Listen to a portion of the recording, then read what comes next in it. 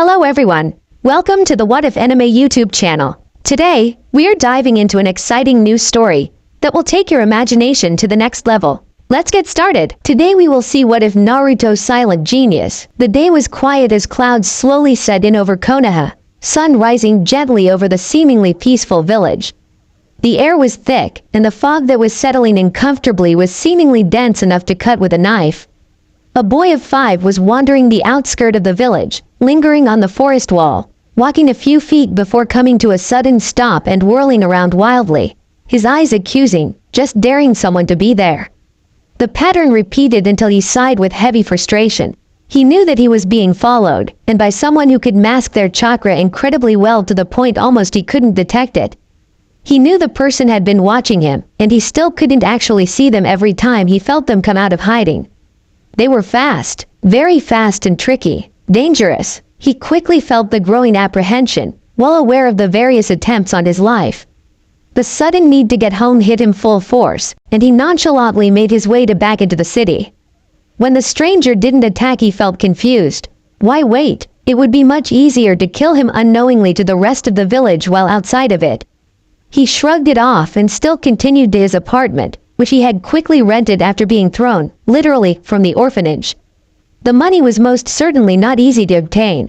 He still felt the presence, and was so focused on it he had accidentally walked straight into the leg of one villager. He froze, and looked up to the man he had walked into. He straightened and placed his hands at his side, bowing slightly. "Gomenasai," he spoke quietly and uncertain, hoping the fog would hide his face to the point that he would not be recognized. "It's the demon child." A sigh slipped his mouth as he slipped back into his lazy, usual walking style, hands stuffed into his foo. Great. He stopped his mind swearing, as he had come to dub it. The words he had picked up from some of the other kids in the orphanage earned him no light in the eyes of the owners, and he had it beaten out of him. It had come as a realization to him that it was probably not a good thing, and he couldn't seem to stop until he did so in his mind as well. Thus began his daily exercise, running from the villagers of Konoha. God, he hated them. Even with the very meager self-taught skills, he knew full well he could slaughter quite a few in the group of people who chased him every day, before a shinobi showed up, at least. So he began a run at an easy jogging pace.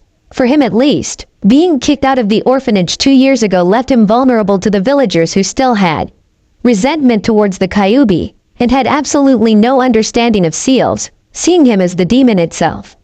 He had been running multiple times, every day, across the entire town. He had the heart of an Olympic runner, the legs of a horse, and knew multiple conditioning techniques if he ever got tired. Then the Kyuubi, whom he had met just a year ago. Needless to say, they had not given each other a good impression. The Kyuubi had basically tried to manipulate him into releasing him, and he played the stupid act, much to the hidden agitation of the Kyuubi. They had not talked much after that. After 5 minutes of outrunning the mob by 5 feet exactly, dodging things thrown in an attempt to catch him, he was cornered in an alley. He was so lost in thought that he hadn't noticed them corner him, and he sighed. Showing skills other than running would be a problem. The villagers took a step towards him. So would being beaten. He looked at the villagers and his eyes widened slightly with disgust, as they cheered as they approached him.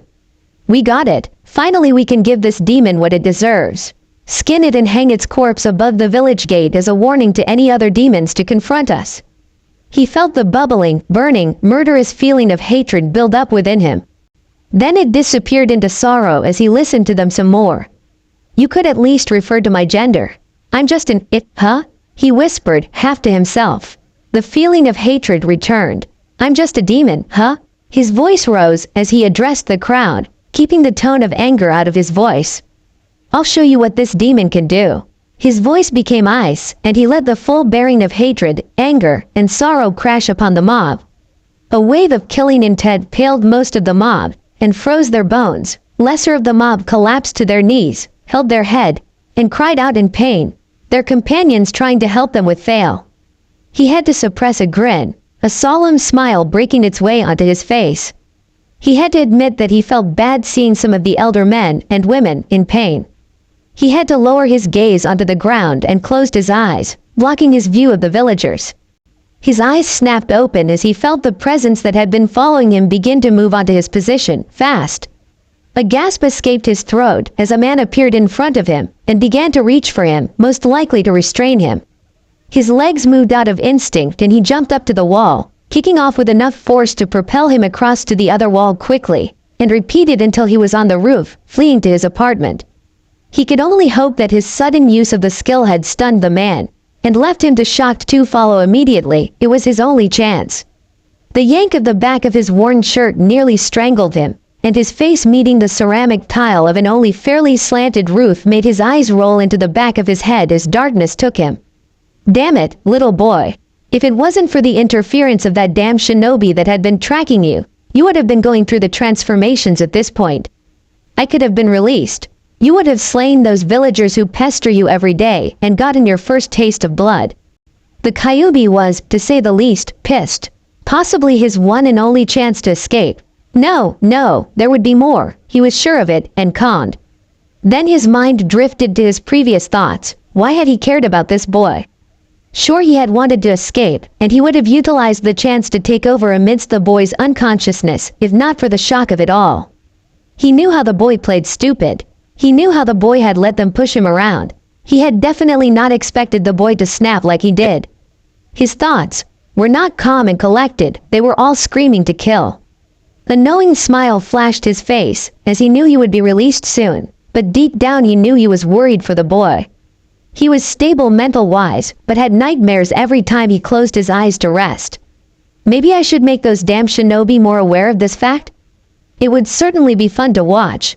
And so he did, sending nightmares to the boy's mind, which were as much as the seal allowed him to do.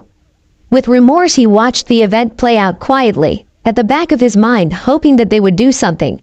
He didn't exactly know what, he just wanted them to do something. The pain, coursing through the quite vivid memories, which were in the forms of dreams, entered his mind.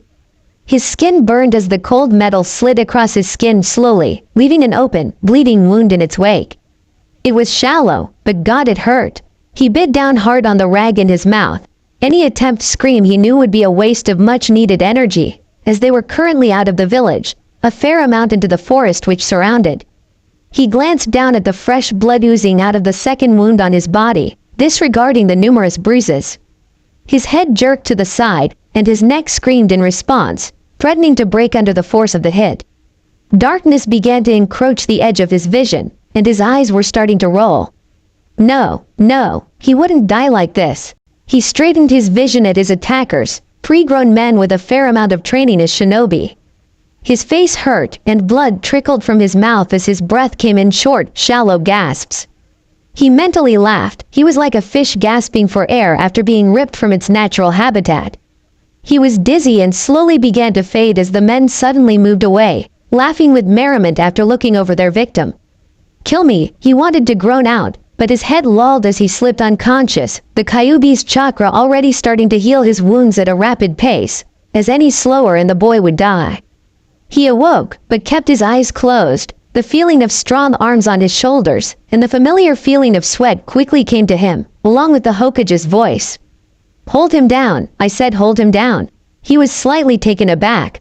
He hadn't known Gigi could yell like that, and it scared him. Could he be like the rest? No, he banished the thought, finally realizing he had been thrashing around from the nightmare.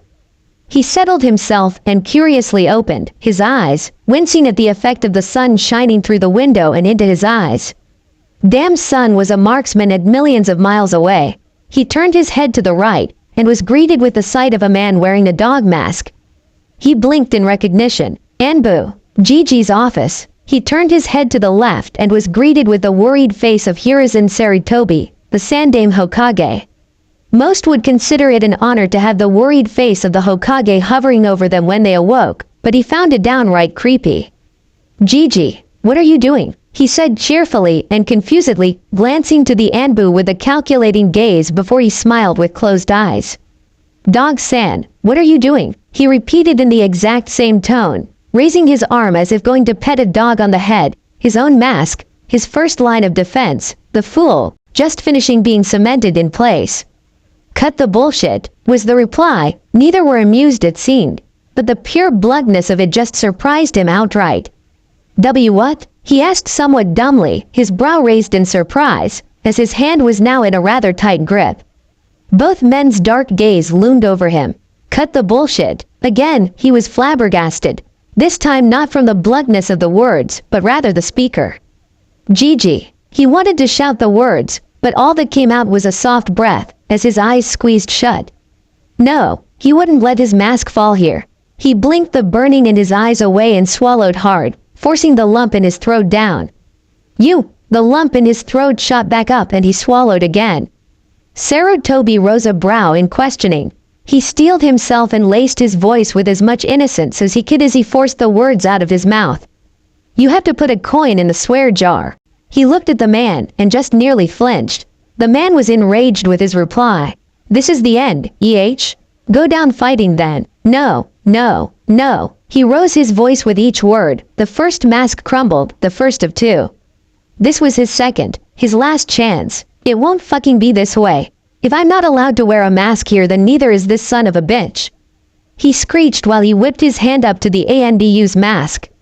Needless to say, he was easily stopped. The soft voice of Sarutobi filled the room. He'll take off his mask once you really take off yours. The words hit him like a freight truck. His masks crumbled so easily? Why were his cheeks warm? He reached up and wiped with the back of his hand. Tears. When had he started crying? His hands were instantly freed and he found them around Sarutobi. His face was in the man's chest and he sobbed. The 3 years of understanding the hate, from 2 years old, and the one of understanding why. 3 years of pent-up tears sprung from his eyes into the man's robe. He stayed like that for an hour. Neither of the other men in the room made a move or a sound. Suddenly he felt the room thick with heavy guilt, which he would question later. His thoughts were finally reined in as his emotions had taken control of his actions before. Finally, someone I can trust. Wait, the Anbu. He turned his head to glance at the man he thought of, who was currently gripping the table where he had lay a moment before, his head down in near shame. He couldn't stop himself as he spoke, the childlike attitude that had melded with his intelligence, maturity, and hatred finally revealing itself again. It's okay, Dog-san, it's not your fault. He spoke softly and slowly and unsurely released his tight grip on the Hokage, which he was sure the man was thankful for, and scooted across the short table to the Anbu. You're the one who was following me, right? He reached slowly, wrapping his arms around the man's stomach and pulling him into a tight hug as well. Wouldn't have guessed they would send an Anbu after me though. He added quietly, just so he could hear, which seemed to make the man stiffen, if possible, even more than from the hug. After a few moments he gave a tight, reassuring squeeze and let go. He looked at the man, behind the mask and gave a huge smile, looking at him mischievously before whispering an almost eerie sounding, your turn.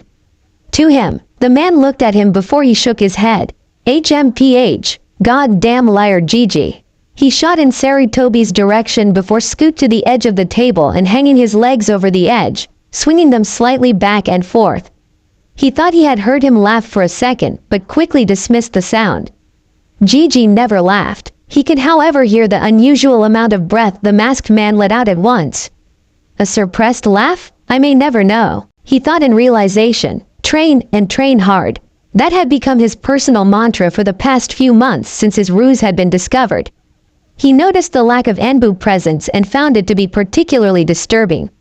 While Anbu was distinctly lacking, the few times he had noticed them had only been to his chakra sensing ability that he had worked almost night and day to obtain. The way that he had seen it is, if in some way the seal weakened and Kyuubi chakra had been allowed to escape, he would have at least been able to sense when it was happening. There also came the added bonus of discovering his Anbu guards when a few rookies got lazy enough for him to be able to sense him. He had been sculpting not only his physical body recently, but his mental one as well. He had been building various personalities, and had acquired a good number of 13 to put up as defense to people trying to interact with him. He discovered early that people weren't to be trusted nor were they to be allowed within his circle of precious people, as they were nothing but petty liars, wanting to get him what he deserved, as they called it. Fuck them. While he had found it impossible to get into the local library to gain his intelligence, as no one would let him near the books, sneaking in was no large feat, as no one had bothered to keep a watch at the library. What thief would want to raid a library? Peeved, yay, that's probably what they thought. He reassured himself viciously. He was the proud thief who had made it mandatory for there to be at least one Chunin-level shinobi at the library at all times, both during night and day. People had assumed him, of course, although, this time they were right. They had whispered that the demon wanted to learn their weaknesses. He chuckled a bit at the thought. He had read about the Yondaime. Minato Namikaze was his name. No pictures of the man that he could find, sadly. He hadn't hated the man, and while he was reading about him he only found that he had an unnerving admiration towards him. He was a genius. Something had caught his attention though. While all the public books had read that the man sacrificed himself to kill the beast, it had ironically decided that it was the perfect moment to speak up. Flashback. He skimmed over the book he had recently stolen quickly. They would have to be returned eventually, lest someone become suspicious. As he read the line, he became increasingly interested. Why did the book tell a lie? The Kyuubi was sealed in him. He spoke to the damn thing. So why did it say that the Yondaime had sacrificed himself to kill the beast? Investigation into the incident later. He mentally noted. He suddenly fell forward, a black enveloping him as he couldn't even cry out for help.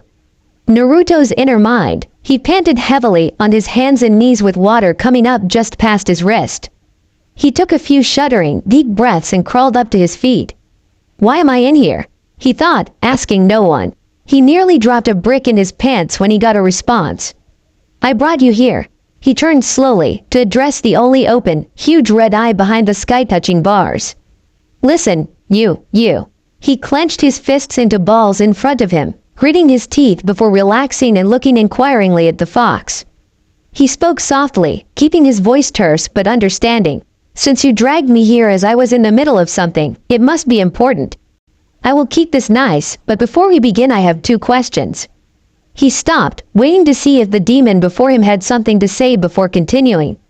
First, what would you like for me to call you? The fox stiffened at the question but relaxed again almost an instant later, a movement unrecognized by the boy. Second, he frowned, a blush crawling its way onto his cheeks as he asked with a childlike tone and curiosity. You can hear my thoughts? He finished quietly, obviously embarrassed. The fox was quiet for a long while and he opened his mouth to say something before he heard a deep, resounding, and booming noise. Laughter. He sat with a tick mark appearing on his forehead, a scowl evident on his face as he watched the gleaming white teeth disappear as the fox seemingly calmed down. Ah, you're funny kid. Seems you're not as devoid of your innocence as you let on. Anyway, yes, I can hear your thoughts. As for my name, the fox shifted, a bit uncomfortable, it seemed. Damn kid is bringing up memories meant to be forgotten. Is unimportant. It finished bluntly, leaving the boy slightly baffled. Before he could speak, however, he sent the boy back into his consciousness. No more stupid questions, boy. I'm sick of you already. Leave my sight. End flashback. He sighed at the memory. They were just getting to chat together too. Him and his stupid questions. He slowly drifted off into his thinking as he stopped his training, the kunai he had just thrown at his makeshift targets missing horribly and flying off into the woods somewhere. Without a word he followed after them, walking past his makeshift targets, which in reality were just a few boxes he found and stacked up on each other, painting a bullseye with some mud that had just the right amount of consistency as to where it wouldn't slide down and just make a brown circle. The clearing he had found was a distance into the woods, around a mile or so out, and wasn't really anything out of the ordinary. He had camped here sometimes, God did he love the outdoors. After a minute or so of searching, he got worried. Those kunai were gifted to him by Gigi, and he would be damned if he had lost them. What seemed like the only gifts he ever got. No getting depressed now, he mentally screamed at himself, adopting a serious expression as he began to search for the kunai that he held so close to his heart, not literally XD. You know, I thought for a second that you had tried to hit me with those kunai, Naruto-kun. An ear-to-ear grin broke out on his face as he turned to the sound of the voice, a man sitting on the low branch of a tree behind him, twirling his 3 kunai between his fingers expertly. A dog mask covered his face, and his voice was lazy, as if bored of being here already. Dog-san, he squealed with delight and raced over, tackling the man in the mask. The kunai in the man's hand all landed beside them, tips embedded in the ground harmlessly, courtesy of the Anbu member he was currently hugging, of course. He squeezed the man tight, happy to see him back and alive. During one of their previous moments like this, Inu, as he wanted to be called, had explained to him the basics behind Anbu missions, and that he might not even come back one of the times. The thought had deterred him from getting too attached to the man, but they still kept a more than friendly relation. The Anbu may as well have been his brother with how well he treated him. Inu made an oomph sound as he was tackled, and then grumbled something that sounded suspiciously like, "I told you not to call me that," soon after. He still lightly rested a hand on Naruto's back. The fact that Naruto had gotten close enough to even touch him was a sentiment to their relationship alone. Anyone else would have been sliced open already for getting too close, yet here Naruto was, clinging to the man as Inu carried him back to his special training clearing. With a single arm wrapped around Inu's neck to keep himself up, he slipped the 3 kunai back into their pouch that was strapped to his thigh, fitted to size and blending in quite well with the slightly ragged and worn brown shorts while his white t-shirt slung to him with sweat. As they reached the clearing, he slid off of Inu's back, placed his hands on his hips and gave him a large smile. He knew something was wrong. Inu hadn't spoken to him once on the walk to the clearing, and seemed a bit solemn rather than his usual self. He opened his mouth to ask what was wrong, but it was then that his world came crashing down. "I'm leaving Naruto-kun." The words were blunt and devoid of emotion. His heart broke, but he tried to fight it off. He still had a chance. Just like the first time he broke down, he began to let emotions override his thoughts.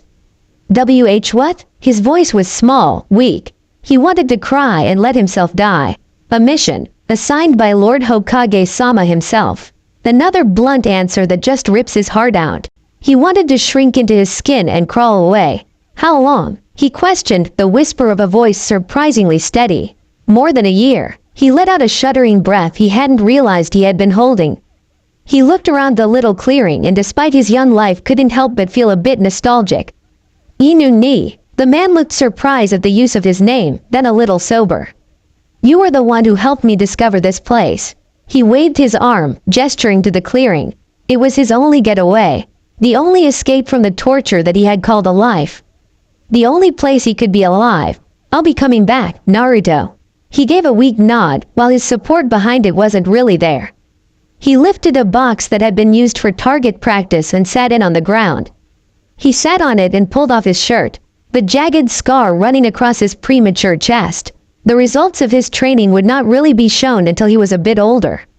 The scar stretched from the bottom of the left side of his collarbone down to his belly button. A deep wound, given too young for it to be cleared and healed completely, unlike most wounds he got now. He ran a finger over it and flinched, then moved his hand to his shoulder where there was another scar. Less severe, but still put on a body too young to heal. The only 2 scars of his life, and they would be with him until he was in his late teens. "I'm gonna miss you, Inu ni. Promise some ramen when you get back?" He glanced at the man, his teeth gritting through his question, tears already sliding down his cheeks and meeting at his chin, dripping down to his shorts silently. "Promise," came the reply with a slight bit of remorse hidden in the undertone. This was the man who told him to look underneath the underneath, after all. As the man who he had become the closest of friends with disappeared in a burst of chakra and a shunshin, he cradled his own head in his 2 hands, covering his eyes from the outside world. None would look in, he wouldn't look out. He remained like this for 2 days, before gathering his belongings, washing and heading into town to find Ichiraku's. He vowed to be strong when just a month later Gigi had told him that the Enbu agent known as Inu was dead. He trained non-stop. Even when he wasn't conscious anymore, he was in his mind, trying to start conversations with the Kyuubi. Of course the furball rejected him every single time, so he just delved into books. He had read most of the important stuff out of the library. By important stuff, this meant literally half the books in there. He read the history of the village, most of the ninja techniques and such. He could just never figure the damn things out. After finishing the last shinobi-relevant book in the library, he was browsing when he saw something that caught his eye. The title read, "Taming a Fox." Beginner's Guide. He was giggling for the first time since Inu left when he plucked the book off the shelf and began to skim through it. He could practically feel the waves of irritation coming off of the fox inside him when he realized what the boy was looking through. He rolled his eyes and put the book carefully back on the shelf, as it hadn't really interested him anyway. The only other book in the library that caught his attention was quite a shocker. written by Asani Jiraiya. His surprise furthered when he saw the main protagonist's name, Naruto. He regained his senses a moment later and picked the book up off the ground. Yes, it surprised him enough to drop the book and stuffed it inside his jacket. A later times read, maybe I should look further into this Sanin's work, he thought as he browsed the library some more for the artist's name. Eventually he went up to the front desk and played his first mask. The fool. Hi there, I'm Naruto Uzumaki. Believe it, he played the part well, and seeing him as an idiot usually took a bit of pressure off of the villagers when talking to him. Although he did actually favor the catchphrase, he loved it when he saw the incredulous look on their faces when he used the quote. With a silent thank you to who knows what when he saw the librarian was a young girl, he went ahead with his question. Do you have any more books by a man named Jiraiya? A slap crossed his face and he was so shocked that even without acting he reached up to touch his cheek. Pervert, she yelled before pointing out the door of the library. He complied immediately and walked out with a thinking look on his face. 8 years old, he had come up with the idea of forest trips just a year ago, and he would leave the village for a month about every 3 months since beginning to go on them. He couldn't rate how strong he was. He had no one to fight against, and the taijutsu style he had was basically something someone could use in a street brawl. Self-training could only go so far, and he had reached the limit of his 8-year-old body. He really felt like there was nothing more he could do. After having found the memorial stone, he started going to it almost every week. He hadn't known why, but something just drew him to it. He traced his fingers over the carved names in the stone and rested on the name of his fathers. Minato Namikaze. Oh yeah, he had found out, and he was pissed. The damn fox fessed up during one of their God, it sounds like I'm friends with him or something, he mused, chuckling lightly to himself as he ran his thumb over his father's name. In fact, the fox and him had grown quite close to each other, although he couldn't speak for the fox. When the fox let it slip that he was just like his parents, he had kept pestering until he finally spat it out. It was a shock to say the least. His looks grew distant as his eyes focused back on the name, and he had to swallow a lump in his throat. No more tears. He had gained more secrets than a person could imagine, and he set off towards the tower of the man who knew most of them as well. The tower of the man he called Gigi. The tower of the Hokage. He had a request to make, and he was sure it would be answered. A smile danced his lips and he closed his eyes slightly as he hummed a tune, Rufus Wainwright Hallelujah. He had learned from a traveling man, as it seemed to fit the tone when he ignored the glares of the villagers and the sneers of their arrogant children. The Hokage stared at him with a steady, calculating gaze. He shifted on his feet a bit as he looked at the ground, embarrassed with his question. Soon, Hiruzen had stood up and was next to him, squeezing his biceps and all the other important muscles of his body softly. Even though he had understood what the man was doing, he couldn't help but be weirded out. Ah, Gigi, what the hell are you doing? He asked accusingly with a twitching eye as he leapt back, away from the man. Even the Anbu hidden in the room seemed to be creeped out, as one of them almost blew their cover when they fell out of the disguise for just a moment. The man merely gave him a gentle smile. Well, Naruto-kun, it seems you have been through some rigorous training recently. He spoke softly, but had put an emphasis on the word rigorous that did not go unnoticed by Naruto. Yay, I have to train to be able to take that hat from you, old man. He replied boastfully, not trusting of the Anbu in the room. The man pretended to be hurt and walked slowly back to his desk, muttering, I'm not that old, under his breath as he went. As the Hokage sat down, he waited and listened. So Naruto, you want to be enrolled in the academy not this year, but the next? When you're 9 to be exact. He nodded his head excitedly as the man continued. Interesting choice. Well, we had plans to do so anyways. Hiruzen finished. He was still nodding his head but with a frown on his face, and as soon as his head slowed and stopped he tilted it backwards and let out a groan. I came here for nothing then. He all but shouted at the man. He didn't even wait for an answer as he turned and stomped out of the room, stopping for a brief second at the door to call over his shoulder. Get me when it's time, before leaving. After leaving a note at his house that explained what he was doing and where he began the trek to his clearing. A whole year of training. I wonder what this will do for me when I come back, he mused to himself as he stepped over a log and around a bush, following the path to the clearing he had been using for each of his forest trips. The clearing that Inu had helped him discover just a few years ago. After reaching the clearing and setting up, he had a small fire, a hidden shelter in the trees, and a small storage area for food. He was laying on the highest branch of a tall tree, staring up at the stars that began to come into view as a full moon rose from the east.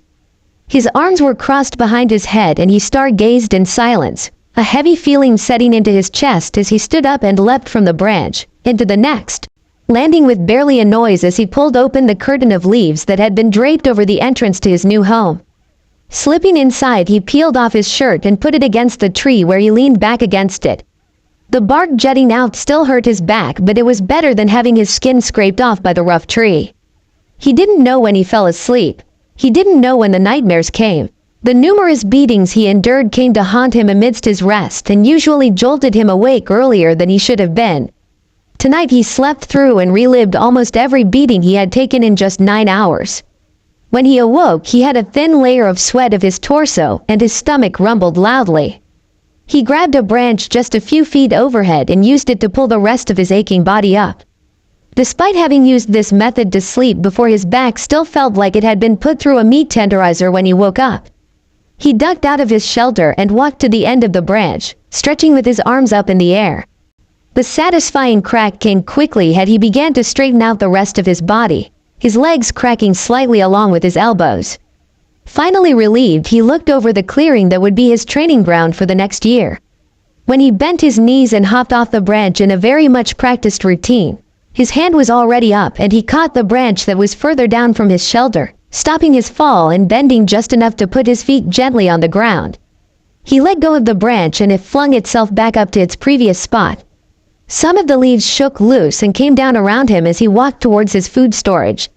Seeing the pitiful amount of food he made a frown and shook his head to himself, while grabbing his kunai and going out to hunt. He stepped softly, examining the ground in front of him and taking in all the entities that could make noise.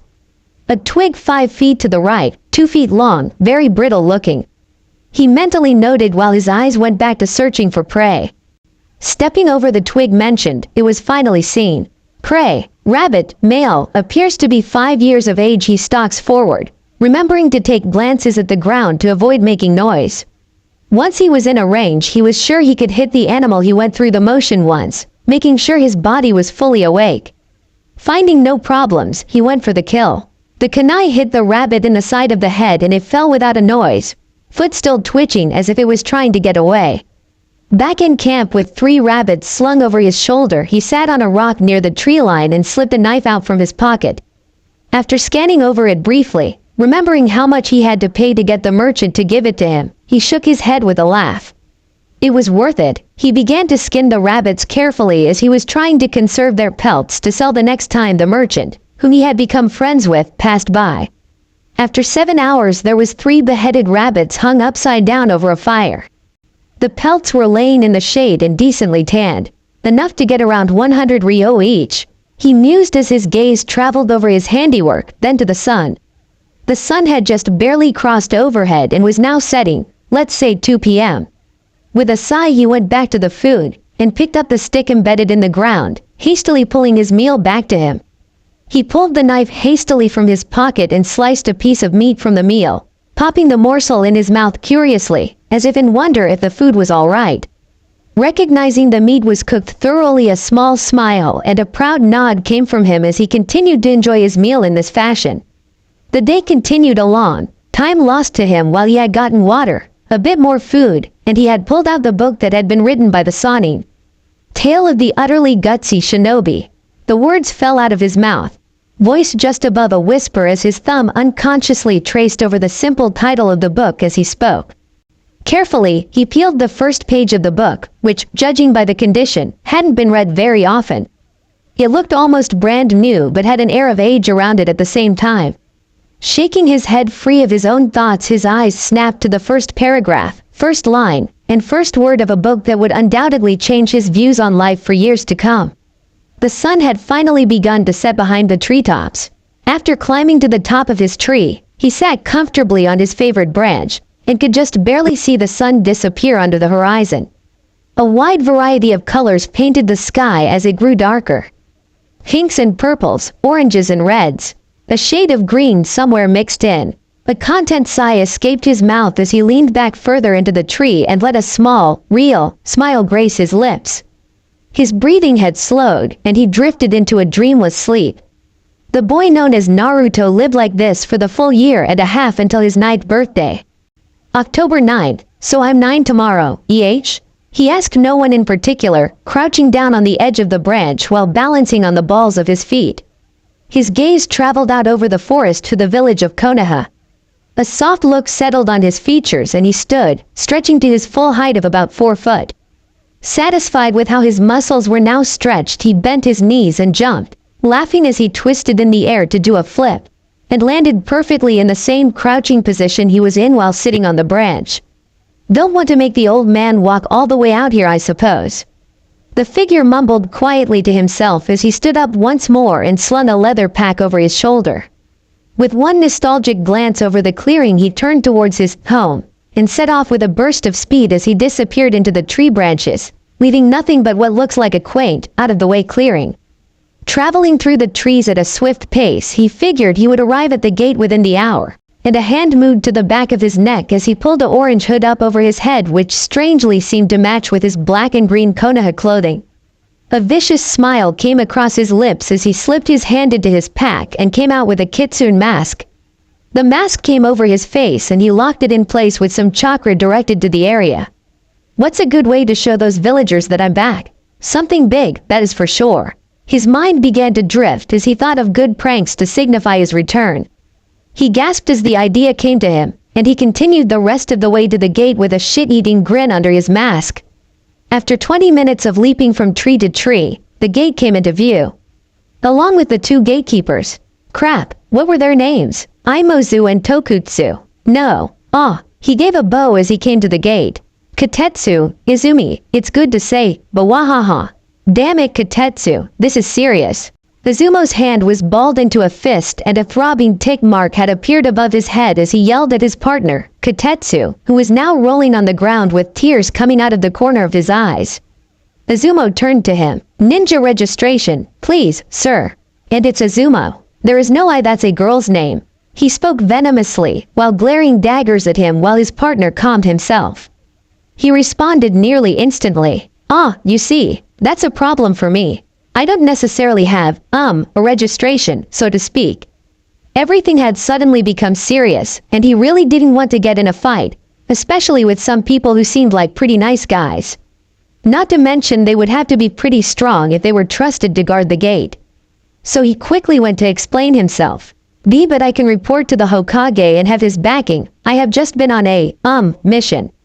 Yeah, a mission. He stumbled and they had both narrowed their eyes at him. You seem pretty young to be going on missions. Yay, and what's with the suspicious get-up? He inwardly groaned. Maybe he should have just let the old man come and get him. Listen, just let me pass, and I can bring the Hokage himself here to prove it to you. They tensed and he began to slide into a defense position until a black shadow appeared next to him. Anbu, Kitsune, what has been holding you up here? The man in the cat mask asked while the 2 gatekeepers before him nearly jumped out of their skin. He merely jerked his head in their direction and they hastily moved out of his way. Sorry Anbu-san. We had not known that he was one of yours. He nods his thanks to the Anbu as the man disappeared in a shunshin and walked through the gate towards the Hokage tower, walking right through the middle of the street, watching the villagers in his peripheral village while another shit-eating grin sprouted across his face as he saw their wonderment at seeing what they thought was an Anbu just walking around in broad daylight. A short time of inwardly laughing later and he had arrived at the gates, and another 2 gatekeepers. A deep breath calmed him down somewhat and he looked up at the window to what he knew was the Hokage's office. Glaring, he noticed it was conveniently open and, even while knowing the possible consequences, appeared at the window with the shunshin, only to be staring at what was unmistakably a meeting for the Jonin of the village, -1 Kakashi Hitaki. His eyes narrowed as the hidden Anbu in the room seemed to be making signals to each other with an unrecognizable method. The Jonin had visibly relaxed to his presence, assuming him to be an Anbu reporting to the Hokage. Hiruzen had raised an eyebrow at him suspiciously, and narrowed his eyes. Stepping down from the window and leaning back against it, he did the only thing he could think of to break the ice. As his hand moved toward his pocket, The Anbu made a move as if they were going to attack, which caused Hiruzen to raise his hand and call him off. Everyone tensed as he pulled the item from its storage, a copy of Icha Icha Paradise. After reading over a couple of pages, he looked up to see everyone picking themselves up from their face faults. Even Hiruzen had to hold the desk to stop himself. A groan by a tan, raven-haired man with a scraggly beard broke the few minutes' silence. It's another one. Silence. Everyone out. The use of Hiruzen's Hokage voice came quick and venomous. Needless to say, everyone had filed out after that. The Anbu themselves had even left after hearing the voice and recognizing it as a command to them as well. The dark gaze of the Hokage swept over to him, and the man rose from his chair slowly, moving towards him at an ominous pace which made him wince. In a quick second, he had been wrapped up in a tight hug, which he had returned after overcoming his shock. His Icha Icha book had been torn from his grip, and hidden so quickly he didn't even see when it had happened. Naruto. The man's voice was soft. I'm so glad. He closed his eyes and squeezed tighter. That you didn't make an old man like me walk through the forest to reach you. A deadpan overcame his hidden face and his eye twitched as the Hokage moved back to his chair. Naruto, 10 years old, propping his feet up on the table. Naruto leaned back in the chair so that it was balancing on the back 2 legs. Dozing like this had become a habit of his during class, and he was usually reprimanded harshly by the sensei, Iruka, when he did so. Naruto, speak of the devil and he shall appear. He mumbled under his breath as a chorus of laughter broke out in the class. Letting the chair fall back forward with a loud bang, which silenced the whole class, he pulled his feet off the desk and grinned at Iruka sheepishly while scratching his cheek. Yay, Iruka-sensei, when did I tell you about sleeping in class? Iruka glared with a raised eyebrow. Grin turning into a frown, Naruto pointed at the Nara next to him, who had laid his head back in his crossed arms and was presumably sleeping. Well, what are you gonna do about him? He asks, a tone of exasperation coming into his voice. I've given up on trying to wake him a long time ago. The man answers, shaking his head grievously. Mouth gaping, he stares at the teacher, before letting his face drop back onto the desk, causing another chorus of laughter. Well, since everyone seems to find class so funny, how about we take a quiz? Iruka shouted to all the students behind him, before pulling the stack of papers from some kind of hidden compartment in his clothes, and putting enough to pass down his row in front of him. Basically everyone in the class turned to glare at him, and some had even groaned his official nickname, Dobi. With a shrug he took the sheet and placed it carefully on the Nara's head, balancing it carefully there before he took a pencil from his pocket and looked over the quiz. Marking every single answer except the last one wrong, he stood and walked up to the desk where an Iruka with an odd expression was awaiting him. Done already, Naruto? Yup, and this is a 100%, believe it. He exclaimed before slamming the poor piece of paper down on the desk, drawing some snickers from the rows of his classmates. Shaking his head, Iruka took the paper and looked over it for less than a second before looking back up to Naruto. There's only one question right on this paper. What? No way. That's only a 7%. He shouted, causing the whole class to burst out into laughter. Iruka shook his head once more, his eyes closed, almost as if he was mourning.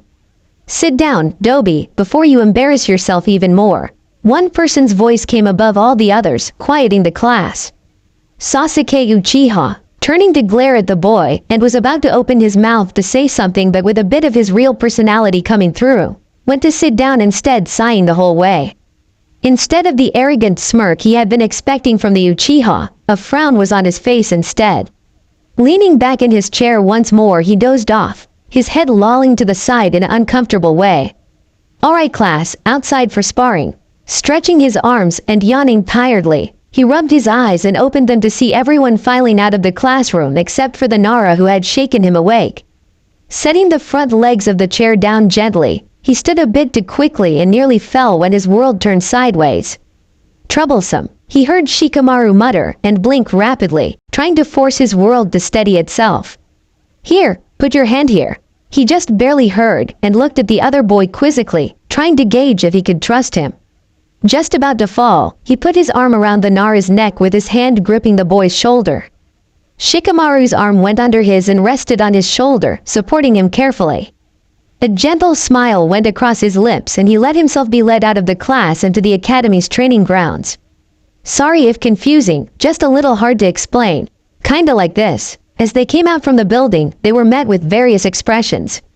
Most of the class laughed, while Ruka had a worried expression. Look at those two, you think they're gay? He could practically feel Shikamaru roll his eyes and laughed a little as they just walked past the class into the tree line, where he was led down. Leaning back against the tree, he uttered a soft, "Thank you," before pulling out his favorite book. Icha Icha Paradise. He felt the other boy sit next to him, and also felt the confused stare, but the boy didn't say anything, which he was particularly grateful for. "So, we're both wearing a mask, huh?" he asked while reading, not bothering to look away. "Yay," was the simple reply. He could definitely trust him. "Friends?" he asked quietly, a frown hidden behind the book, as he was slightly worried about the reply. "Friends." Closing his eyes, he snapped the book shut as both his and his new friend's names were called for sparring. "Forfeit," he yelled over to Aruka, earning another shaking of the man's head, but he could still see the small smile hidden in the shadow of the man's face. With that, he turned and smirked at the Nara, which was returned. "Shogi," they both said at the same time, and stood quickly, with Shikamaru dusting off his pants and Naruto slipping his book back into his orange jumpsuit's pocket while tugging at the collar, almost praying for the thing to burst into flames right then and there. He liked the color orange, but the thing was more for his own personal training purposes than the color, which there was a bit too much of. "Damn," he spoke while laying atop the Yondaime, his father's head. "You really are a genius, Shikamaru." He laughed, his arms crossed behind his head, while the other boy lay a few feet behind him, on the dirt while watching the clouds. The orange hue taking over the sky as it slowly darkened. "Free games, with each being 2 hours long, and you beat me out by a mile in all 3 of them." He stopped, glancing up to make sure the other boy was not sleeping or something like that. Seeing open eyes, he went back to watching the sunset while waiting for an answer. "Well, look at it this way, Naruto. You're the first one to ever push me that far. Considering the only one to ever beat me is my father, you are an amazing player and strategist. I knew when you first revealed your true personality that you were smart, but I never expected something like that. You know, if you keep talking like that, I might just start agree with our classmates' view of you being gay." He glanced up again, receiving an amused glare from the other boy, a smirk on his face. "They meant both of us, at the time." He retorted, "Well, I know that, but I know for a fact that I'm not gay." "So let's hear it, Nara. I didn't hear you not say that you were gay." This time, the lazy tone came back to the boy's voice. "Nah, I'm not gay. I blame my lack on interest of girls on half of them being stupid, fawning over the Uchiha, and my own body not kicking into puberty just yet." A glance up at the sky, and while sitting up he continued, "Listen, Naruto, it's been fun, but I don't need to be yelled at by my dad for being out so late. I'll see you tomorrow. I also have someone I would like you to meet. You know him, Choji. He's one of my best friends." Feigning hurt, Naruto sat up and held his hand over his heart. "I'm not your best friends, Shikamaru?" Rolling his eyes, Shikamaru turns away, waving his hand before jogging away. "CYA," he calls as the other boy leaves, before laying back down and closing his eyes, slowly drifting into sleep with a smile on his face. He made a friend today. Naruto, 12 years old, graduation day. Walking towards the academy was Naruto Uzumaki, his face buried in an adult book, orange jumpsuit discarded for his orange hooded cloak with a loose-fitting black sweatshirt underneath. Brown cargo shorts came down just below his knee, barely revealing his defined calves. Glancing up as he reached the academy gate, he walks into the building. Snapping the book shut and smiling as he walked straight up the side of the building and crouching on the windowsill, effectively scaring the class, all except Shikamaru, Choji, and Aruka, who only seemed to be surprised. His 3 friends in the whole class. Choji, whom he was introduced to by Shikamaru and was actually quite a fun person once you got to know him. Aruka, who approached him one night with genuine concern. When asked if he was being bullied by his classmates, he had laughed, cracking his mask and raising Aruka's suspicion towards him. The man practically stalked him for a whole year until he got sick of it and let Aruka see his real personality. Smiling gently, he stepped down and walked past Aruka, who glared at him, and went over by Choji and Shikamaru, who he now sat between. Naruto, did you know that you were 2.5 hours late? Iruka reprimanded him, to which he waved his hand casually. Ah, you see Iruka's sense. There was this kitten on the side of the road in a little box, so I had to bring it home and nurture it back to health. Iruka just stared at him with a strange look on his face. Horror? Another question for later. Besides, 2.5 hours? That's actually pretty early for me, you know. Facepalming, Iruka just pointed to his seat, and so he sat down. Everyone else in the class was slightly perturbed by his change of personality and new clothes, and were glancing at him curiously as he waited patiently for the test to be passed around. Furrowing his eyebrows as Iruka's assistant walked in, Mizuki, he sat and thought of what would be a good word to what he sensed emanating from the man. Trickery? No. Manipulation? Close. Deceit? Came the mumble from deep within his mind as the Kyuubi threw in his own 2 cents. Tapping his chin thoughtfully, he nodded in acceptance. Yay, that's the word. Thanks. Naruto eyed the man carefully, and looked down at his paper, which as he had always done, marked only the very last answer right. Standing and glancing down to Shikamaru's paper, he rolled his eyes after seeing every answer marked right. Looks like he wanted to pass this test. Naruto himself couldn't be bothered to look through all the questions, although he was sure he could get a 100%. He planned to pass in the other 2 categories, preferably just barely passing at that. Iruka gazed at him carefully as he put his paper down on the man's desk. With a small smile, he makes his way back to his seat, glancing around the room for signs of anything out of the ordinary. Sitting down just as Shikamaru stands to go turn in his own paper, he leans back to tilt his chair and slowly dozes off. Alright everyone, out to the training grounds for your throwing test, and after that we will return in here for your ninjutsu test. Blinking his eyes open, he stands slowly and follows Shikamaru out. Arriving at the training ground, which was set up with various targets, he looks at Iruka and walks over, drawing a raised eyebrow from the man. Without a word, he snatches the kunai and shuriken, holding 10 of each in both hands. Snapping into his self-trained stance out of instinct, he forces himself into his usual lazy manner and half-heartedly swings his arms, releasing the weapons each at the perfect time and at an awkward angle, which is into the sky. Iruka looked like he was about to say something until they arced slowly, 7 of both weapons coming down to indent themselves into the wooden targets. Most of the class was laughing while he returned to his spot next to Shikamaru, who had Choji on his other side. Pass, Iruka said bluntly, all the while staring at Naruto, who returns his stare with a mischievous glint in his eye.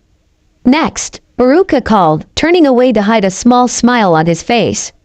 Staying quiet the whole time, he followed the class inside as they went off to finish the last part of the test. Feeling a pat on the back, he whipped his head to see Mizuki smiling at him with closed eyes. Good luck, the man said gently, and he had to restrain the urge to beat the man's teeth down his throat right then and there. Thank, he yelled, crossing his arms behind his head with a cheeky grin plastered on his face, while his friends stared at Mizuki distrustfully, as they learned that people that made him revert back to his stupid personality were usually bad news. Going inside, he instantly turned to Shikamaru and Choji as they gathered in the corner of the room. Mizuki's bad news. He fucked up my chakra control, so I can't make any clones or transform. Is what he thinks. Even with whatever he did to me, I can still do those specific jutsu. Even so, I'm gonna purposely fail the test to see what he wants. I figure he has deeper intentions than just making me fail. He spoke quickly and in a hushed tone. A smile came across his face as they nod, but he instantly turned serious again. Don't hang out with me until I approach you. I don't want you guys to be dragged into this. His voice became soft, and they nod again, although a bit more hesitant this time. Naruto. Turning away, he glances one more time over his shoulder at his friends, before walking down towards the door to the room where his career as a ninja may end. Inside, both Iruka and Mizuki stare at him. Create 3 Bunshin. Following instructions, he went through the various hand signs and forced his chakra to waver, effectively messing them up. Looking at the 3 clones that appeared slumped and dead next to him, he felt relief and at the same time a twinge of regret. Naruto. Got you. Fail. Iruka said, seeming to force the words out. Feigning shock, he spoke quickly. What, no way. I'm telling you I could do it just yesterday. Please Iruka-sensei, let me pass. He begged, while forcing himself to sound exasperated. We could let him pass, Iruka. Mizuki asked, and he narrowed his eyes, faltering for just a second. I have to see what he's planning. No, we have to fail him, Iruka said, his voice hardening, probably still trying to recover from the shock that he failed. Too shocked to notice Mizuki's unusual behavior. Sitting on the swing after class, he sat solemnly while watching the other kids get proud congratulations from their parents. What would his life be like if his parents survived? Wincing involuntarily, he barely noticed when Mizuki walked up next to him. Naruto. He jumped and looked over at Mizuki, faking his surprise to see him. What you doing, Mizuki-sensei? He asked, unable to keep the sorrow out of his voice. At least it would make it more believable. There's another way to graduate, you know. The man spoke softly. What? How? He jumped up and looked at the man, his thoughts going over what Mizuki could want him to do. You have to go on a fake mission to steal a scroll kept in the Hokage Tower. After learning one jutsu from this scroll, you will pass. Do you think you could do this? Nodding his head slowly, Naruto almost laughed out loud at how stupid this man thought him to be. Take out the word fake, and he was basically being asked to commit treason. Stealing the scroll had been easy enough, and that was how he got here, sitting on the ground, reading over the scroll as he waited for Mizuki to come try to take it, which is when he planned to apprehend him. Mulling over the Kage Bunshin no Jutsu, which he thought was actually a pretty cool technique, he figured learning it couldn't hurt, and went through the seals once, jumping back a bit surprised when a solid copy of himself appeared. It had taken him a few weeks to learn the normal Bunshin, and get his chakra control good enough to use it, while this only took first try. Shaking his head, he looked up to see an open-mouthed Iruka staring at him, which quickly turned into an angry-faced Iruka, stomping towards him. Naruto, what in the hell do you think you're doing? He yelled at him, and before he could open his mouth to explain, Mizuki appeared a few feet to the left. Good job, Naruto, you followed my orders perfectly, you graduated. Now hand over the scroll, he said, a smile on his face the whole time. No, Mizuki's face contorted into anger and he pulled a large shuriken from his back. He moved to dodge, knowing he could easily avoid the weapon, but before he could, Iruka appeared in front of him and took the hit. His mouth fell open and he stared in silence as blood drizzled from Iruka's mouth and dripped to the ground. Run, Naruto. Don't listen to him. His jaw slowly closed and he gritted his teeth. One of his precious people hurt. Because of him and his stupidity. Now give me that scroll, you little demon. Mizuki snarled, throwing another large shuriken at Iruka's back. He felt the bubbling rage pour into his body and he moved quickly, dashing behind Iruka, to which the man weakly protested. Naruto's eyes hidden by the shadows of his orange hood, which faintly flapped as the wind blew gently. The shuriken flew at a speed which was agonizingly slow to him, and he felt his body quivering with bottled rage as he brought his hand up, catching the shuriken and sending his rage through his arm, which caused the weapon in his hand to crack before shattering from where he was holding onto it. He could hear his rapid heartbeat in his ears and could just barely hear the white-haired man before him ranting. The only words he managed to pick out were, sealed, and Kyuubi. The Kyuubi? I've known about him for a long time, Mizuki-sensei. He growled out, the breeze picking up into a gale, which blew his hood off. I'll show you a real demon, Mizuki. He snarled as he rushed forward, a seemingly red aura erupting from his body and cloaking him quickly as he flexed the new claws on his fingers. It was at this point he blacked out. He awoke to the feeling of a hand on his shoulder, and he stopped his arm which was in the middle of swinging downwards. His head snapped to the side and he instantly relaxed upon seeing the soft gaze of Iruka. Oh, Iruka-sensei, where'd Mizuki go? He asked as the night's events came to him. And are you okay? He asked a little urgently, ignoring the warm, moist feeling on his fists. At the saddened gaze of Iruka, he suddenly felt a little sick and looked down to see what he was beating on. Upon seeing the mushy head of what was presumably a person, with his knees pinning whoever it was arms, not allowing them to block his beating. Then he saw the white hair splayed out behind what looked like a watermelon that had been smashed out with a sledgehammer, and he stood up quickly, running off to some bushes while holding his mouth. He emptied the contents of his stomach, and continued to dry heave until long after the squad of Enbu showed up. When Hiruzen showed up not long after, he forced himself to stop, and turned to see that the mess had been cleaned up. All except his clothes, which the whole front of them were now dyed an orange-red color. He once again passed. The last thing of his fading consciousness that he could feel was arms wrapping around him and stopping his fall. Iruka and Naruto were sat at the Ichiraku stand, both with a bowl of ramen in front of them, with Iruka sipping up the noodles slowly, peering at Naruto out of the corner of his eyes. Naruto just sat blankly while staring down into the bowl. Lifting the bowl to his mouth and tilting it back, sipping down all the juice, Iruka slammed it back down on the table, causing Naruto's head to slowly turn to him. "Damn it, Naruto, you did what you had to," Iruka finally shouted, which were the first words spoken since Naruto had woken up. The moon at its highest point in the sky, around 1 to 2 a.m. Naruto was just staring blankly, while, unbeknownst to Iruka, he was having an inner battle of emotions. Seeming to decide on the right words, he turned to stare once again at the bowl of ramen before him, nearly losing the small amount he had eaten when an image of Mizuki's crushed head passed through his mind. Iruka was about to groan when Naruto finally spoke. His voice was soft, almost like a whisper. "I had to kill him, Iruka-sensei?" "Yes. Am I still human, Iruka-sensei?" "Why?" Iruka faltered, turning to look at Naruto with wide eyes, surprised by the question.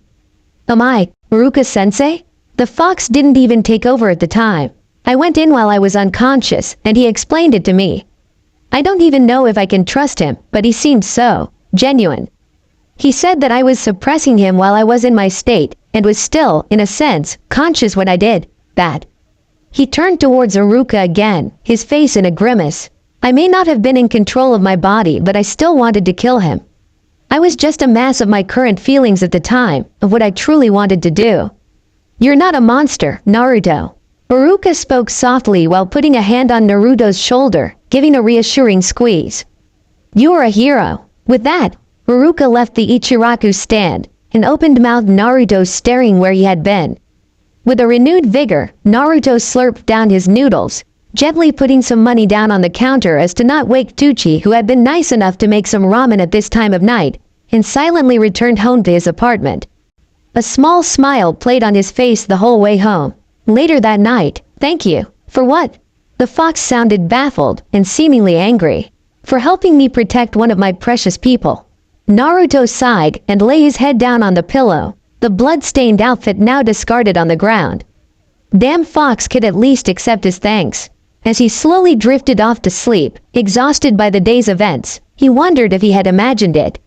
"You're welcome." Morning. His eyes shot open into the alarm going off on the desk near his bed. 7 in the morning. Sitting up, he glanced at the outfit on the ground and crawled out of bed, leaning over to pick it up while he walked to the kitchen. Turning the sink water as hot as possible, he threw the bloodied mess in. After filling the sink and plugging the drain, he walked into the bathroom and went for a quick shower. After scrubbing himself of any evidence that he had killed someone the day before, he came out wrapped in a towel from the waist down. At the sink he scrubbed the outfit harshly, swallowing hard as the blood came out in rivers when he squeezed the garment. After a few minutes of rinse and repeat, he grinned as he pulled the now completely clean, or so he thought, outfit from the sink. After hanging the now drying piece of wet clothing from the window, he glanced at the clock. 7:50 in the morning. Academy started 50 minutes ago. He mused as he stood at the table and swished the milk. Disgusted at the sound of chunky milk in the container, he threw the thing in the trash and decided to just go hungry for the day. He went through some morning stretches to pass the time, and after 20 minutes of doing so, he felt the outfit which had been drying in the sun. Nodding to himself as he could still feel some wetness, he peeled it off of the windowsill and began pulling it on. A black, long-sleeve shirt that hung loosely on his arms with a dark green pair of cargo pants. An open, orange vest with 4 pouches, one by his heart that contained his Icha book. One on the opposite side that contained the kunai gifted to him by the Sandane. One a few inches from the bottom of the vest and was close to the zipper. It contained a pencil and notepad, while another on the opposite side contained a few shuriken. 2 straps, one on each leg.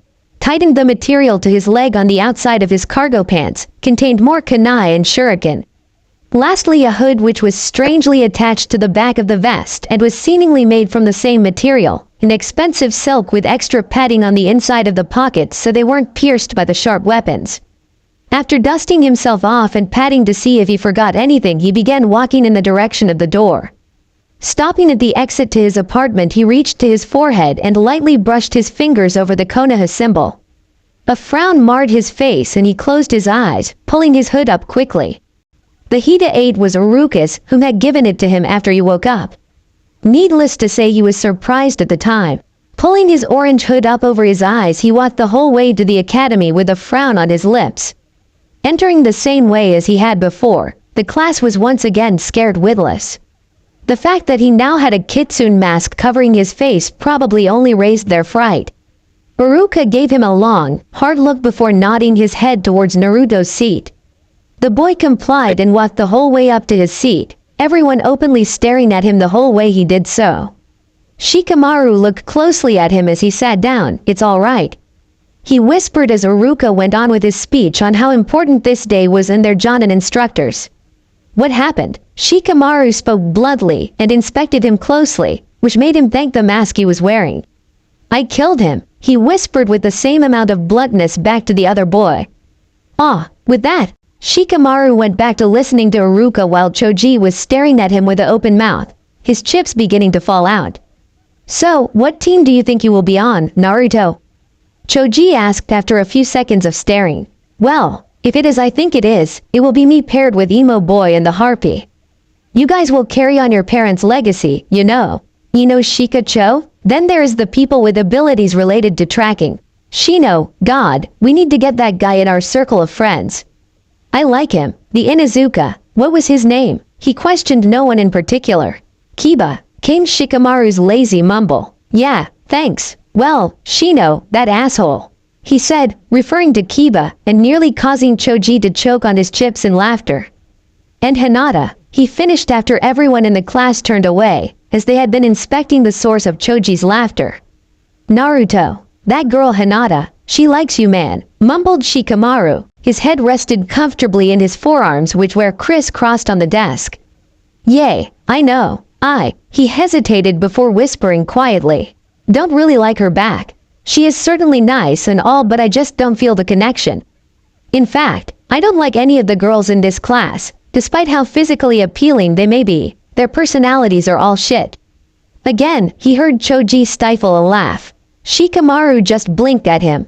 "Ima, get me some older girl," he whispered to the boy, causing his face to twist up in a look of disgust and confusion. "Still not hit that age yet, huh, Shikamaru?" he teased, then quickly added, loud enough for a few students close enough to hear. "You are gay?" Shikamaru just shook his head and glared at him. Team 7, Naruto Uzumaki. "Well, here we go guys, time to see if I was right." Sakura Haruno. Bang, he was fairly certain that was the girl's face hitting the desk. And Sasuke Uchiha. Yes, he raised an eyebrow at the girl's cheer. Bipolar maybe? Then he felt a squeeze on both of his shoulders. Glancing left and right, he saw both Shikamaru and Choji shaking their heads disapprovingly. "Sorry Naruto, sometimes it's just the bad luck of the draw, man." He nodded his agreement and tuned out the rest of the team arrangements. After dozing for what seemed like a few minutes for him, he looked up and saw that only him, Sasuke, and Sakura were left in the room. Cringing, he leaned back to doze off again until he saw the clock. 11 a.m. He had been sleeping for 2 hours? Where the hell was their Jonin instructor?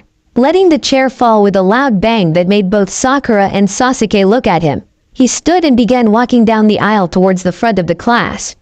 "Naruto Baka, what has been up with you these past few days? Stop trying to be cool like Sasuke-kun." He cringed his obvious excitement at the shrieking of the pink-haired girl. As she began to stomp over to him and reached for his mask, his hands shot up, stopping her from touching his mask. Just like Inu did when he first met the man. Shaking his head without words, he squeezed her forearms tightly, obviously hurting her from the pained gasp that she gave. "Sorry," he muttered, walking past her and to the door. "Dobi, where are you going?" came Sasuke's voice, a bit of hitting shock lacing it. Seeing him actually hurt, the girl had obviously surprised the other boy.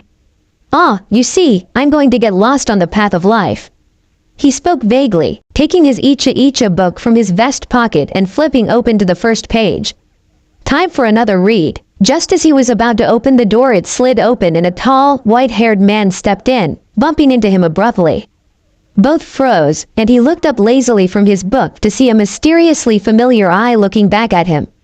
Closing his book and putting it back in his pocket, close to his heart which was seemingly beginning to beat faster, he took one look over the man. The height, the lazy but aware way the man carried himself, one eye? He pointed directly into the man's face, his other reaching up to pull his mask off. Inu, he stated at the same time his mask came off. He could tell. After the few months he spent with the man, he could still tell after not seeing him for years. The man's mouth was now hanging open, and despite hiding it well, his eye had widened for just a fraction of a second. The white-haired man shut his mouth and forced his voice into a lazy tone. "My first impression of you guys, I hate you." On the roof, he said before disappearing in a shunshin. A foxy grin overcame his face, and despite the betrayal, the pain, and the surprise, he now felt he couldn't help but be overjoyed at seeing him. The mask came over and hid his face, and he dodged just in time to avoid the blow to the back of his head by one Sakura Haruno. "You baka, he was obviously not a dog, Naruto. Now he hates us, you idiot. All because of you. Yup, time to tune her out." Walking towards the window as Sasuke went to the door, causing Sakura's attention to turn away from him, he sent chakra to his feet and ran up the side of the building. Reaching the top, he noticed Kakashi leaning on the railing and reading his book. Suppressing the urge to hug the man he was sure he had considered a brother a few years ago, he merely walked over to a tree and walked straight up the side and into the lowest branch. He could feel Kakashi's eyes on him but ignored it and lay down, pulling out his own book. They sat in silence for a few minutes, waiting for the others. "Inu ni," he sighed, wanting to strike up some kind of conversation. "How many times have you read this book?" He leaned his head back to look at the man who was staring straight back at him. "Who?" he finally asked, and Naruto fell out of the tree. Reaching out to find his teammates, he sensed them still around 15 minutes away. He stomped up to the man and slipped his mask off, throwing it angrily to the side, having it clatter dangerously close to the edge. He could feel the stinging in his eyes, and he gritted his teeth. "It's your turn to cut the bullshit." "Another question." The man sighed and slipped his book back into his pouch. He knelt down and stared at Naruto, who glared back. "How many times?" He sniffed, a large lump working its way into his throat. "Did I go to that damn memorial stone to look through the names, wondering whether the man I considered a brother was on there?" He yelled, clenching his fists in anger. His arms worked around him and he was pulled into a hug. He began to cry, tears leaking from his eyes and into the man's shoulder. Naruto had stopped crying, and in a silent agreement between the two, picked up his mask and went back to the tree he had been in. They both pulled out their books and read in silence until the other two members of the team showed up. The door to the roof opened and out came Sasuke, a disgusted look on his face as Sakura followed closely after, basically clinging to the boy. "Please, go out with me, Sasuke-kun." "No." He glanced up and watched the exchange between the two. Kakashi seemed to do the same, and when the two came to sit in front of him, he waved Naruto over. Complying quickly, he swung his legs over the tree, slipped his book back into his pocket, and slid off. Landing with barely any noise at all, he walked over to the group, Sasuke eyeing him suspiciously the whole way while Sakura fawned over the boy. "Alright, now that everyone is here, let's talk about ourselves. Likes, dislikes, dreams, hobbies, stuff like that." Kakashi drawled lazily, his eye glancing over each member of the group and resting particularly on Sakura. "You first." Her eyes widened and she blurted out, "How about you introduce yourself first, sensei? As an example, you look kinda suspicious too." At this, Naruto had to stifle a laugh and his cheeks had puffed up a little bit. Being able to notice Kakashi's every reaction, mask or not, had its perks. And when he had twitched just a tiny bit in annoyance of the ignorant girl's last comment, it made Naruto's day to say the least. "Me? Well, my name is Hitaki Kakashi. I have no desires to tell you guys about my likes and dislikes. Dreams for the future? Well, I have lots of hobbies." He finished, a growing tick mark present on the pink girl's head. Naruto just had to release a little breath to relieve the laughter that was building up with each sentence. "Alright, now from the left, Pinky." The girl mentioned went on, oblivious to the nickname now given to her. "I'm Haruno Sakura. The thing I like, well, the person I like is." Her arms tucked in and she turned a light pink while glancing at the raven-haired Uchiha next to her. Should I say my dream for the future? More glances and a high-pitched squaway brought Naruto's hands to his ears. Holy fuck, Sasuke, how in the hell do you put up with this? He interrupted abruptly, turning to the boy next to him who was trying to hide his face in embarrassment. Dislikes? Kakashi asked, ignoring Naruto's obvious irritation. Naruto baka and Ino pig. Came the immediate reply, causing Naruto to roll his eyes and stand up. Where might you be going, Blondie? Kakashi asked in a sharp tone, not happy that the boy was considering walking out on them. Stretching was the simple answer as Naruto's hands reached up, his back giving a satisfying crack as he did so. Sakura looked at him in disgust, a look of disbelief on her face. Ew, Naruto, how could you do something so barbaric? She shouted at the boy, causing Kakashi to audibly sigh. Next, Emo. He waved his hand at the boy lazily. My name is Uchiha Sasuke. There are tons of things I dislike, but I don't really. He trailed off, his hands clasped together at his mouth with his elbows resting on his knees. He seemed to be thinking his answer over for a second, causing Sakura to gasp in hopefully. Yay, I don't really like anything. I won't use the word dream, but I have an ambition. The resurrection of my clan and to kill a certain man. He answered coldly, his eyes growing darker and causing the whole area to turn several degrees colder. Alright, Blondie, you're up, Kakashi said after musing over the newfound information, diffusing the tense situation. Yeah, Naruto lazily waved his hand, sitting down once again. Uzumaki Naruto. Likes? Got him. Dislikes? Got them too. Dream? Best ninja in the world. Hobbies? Shogi with Shikamaru. Hanging out with the very few amount of friends I have. He went through quickly, a smirk on his face the whole time. Naruto baka, stop trying to be as cool as Sasuke. Now the smirk was gone. He turned to glare at Sakura, but Kakashi grabbed their attention again. That's enough of that. We will start our duties tomorrow. Naruto raised an eyebrow skeptically. What kind of duties might these be? Something with just the four of us. Survival training. Naruto got a sudden sense of dread that something bad was going to happen tomorrow. We did enough of that at the academy, sensei. Came Sakura's voice in all its glory, causing Naruto to wince in actual physical pain. I'm your opponent, but this isn't normal training. Naruto had a feeling he knew what was coming. And why might that be, sensei? He asked, despite all the signs telling him not to. At this, Kakashi started a laugh that he knew all too well. He was planning something horrible. Hey, what's so funny, sensei? No. Well, it's just that when I tell you this you guys are gonna flip. Kakashi's head came to rest in his palm, a particularly evil look overcoming his face. Of the 27 graduates, only 9 will be chosen as genin. The rest will be sent back to the academy. This training is a super difficult exam with failure rating of over 66%. Naruto sighed in relief. That was all it was. Thank God. Sakura deadpanned, and Sasuke's face grew a bit more vicious with a trickle of sweat running down his cheek. I told you you'd flip. Haha. They settled into silence for a few moments, Naruto starting to think of pulling out his book to read. Anyway, tomorrow you will be graded on the training field. Bring all of your shinobi tools. Oh, don't eat breakfast, you'll throw up. The details can be read on this handout. Don't be late. As he was handed the sheet, he stared at Kakashi for a moment before finally accusing. And who are you to tell us to not be late, Kakashi-sensei? Mockingly adding on the suffix to his name, Naruto had a smirk on his face as Kakashi twitched once again that day. Sakura ranting in the background about how she didn't want to throw up, suddenly going quiet as she looked over the sheet and grew a look of determination on her face. Sasuke crushed his paper and stood to leave, attracting Sakura to do the same, calling, "Bye Kakashi-sensei," over her shoulder and running to cling to her crush. The two left just stared at each other for a long time before Kakashi finally started chuckling. Ma, it's gonna be pretty tough for you, Naruto-kun. Don't you think you should run home now to get some sleep? Naruto smiled lightly as Kakashi's eye turned up into his upside-down U, symbolizing a smile. Shut it, Kakashi-ni. I'm gonna kick your ass tomorrow. Peeved, yay, that will be the day. Kakashi responded, ruffling his blonde hair playfully.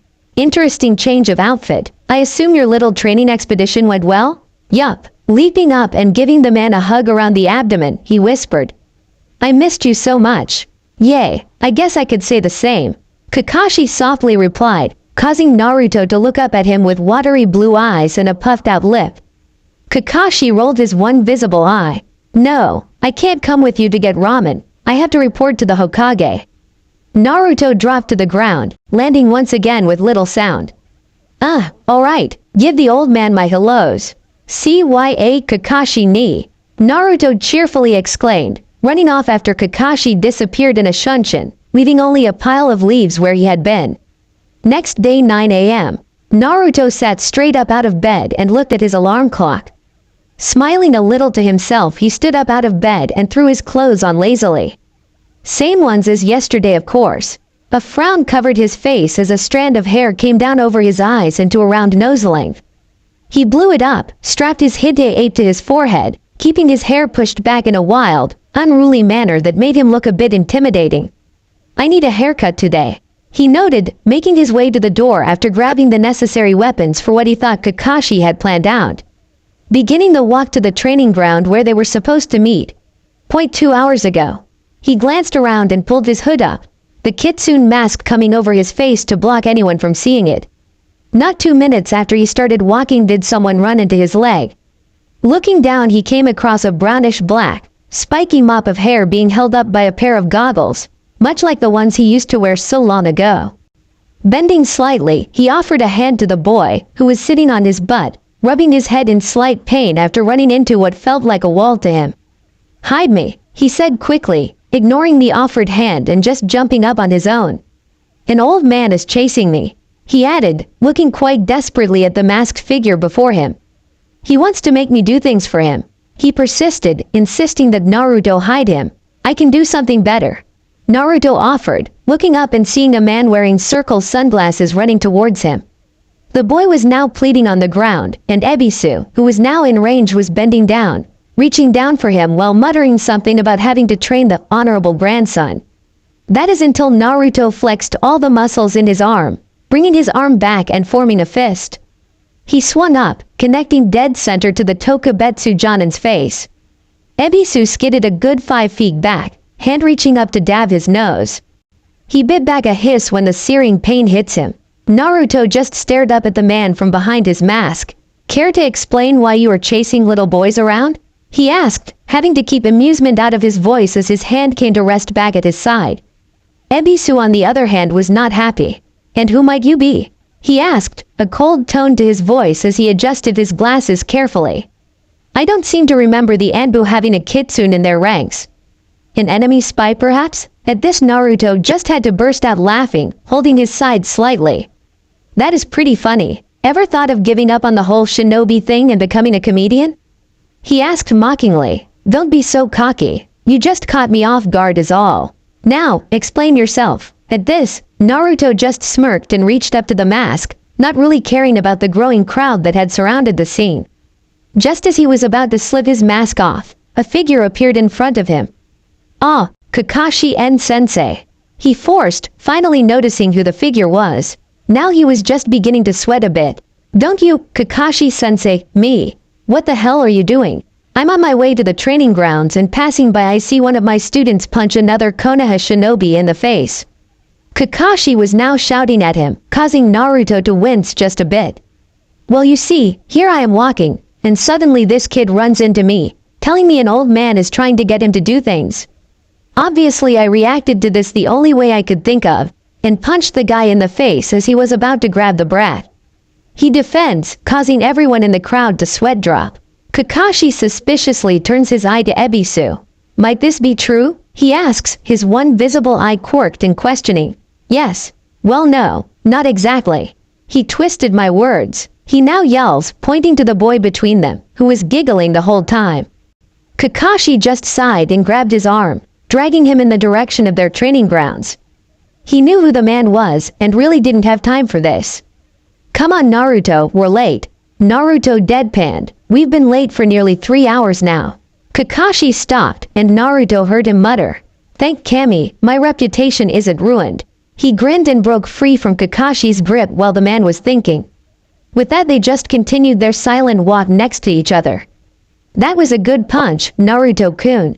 Kakashi finally spoke, a hint of pride in his voice. After that, Naruto just beamed with joy the whole way to their meeting spot.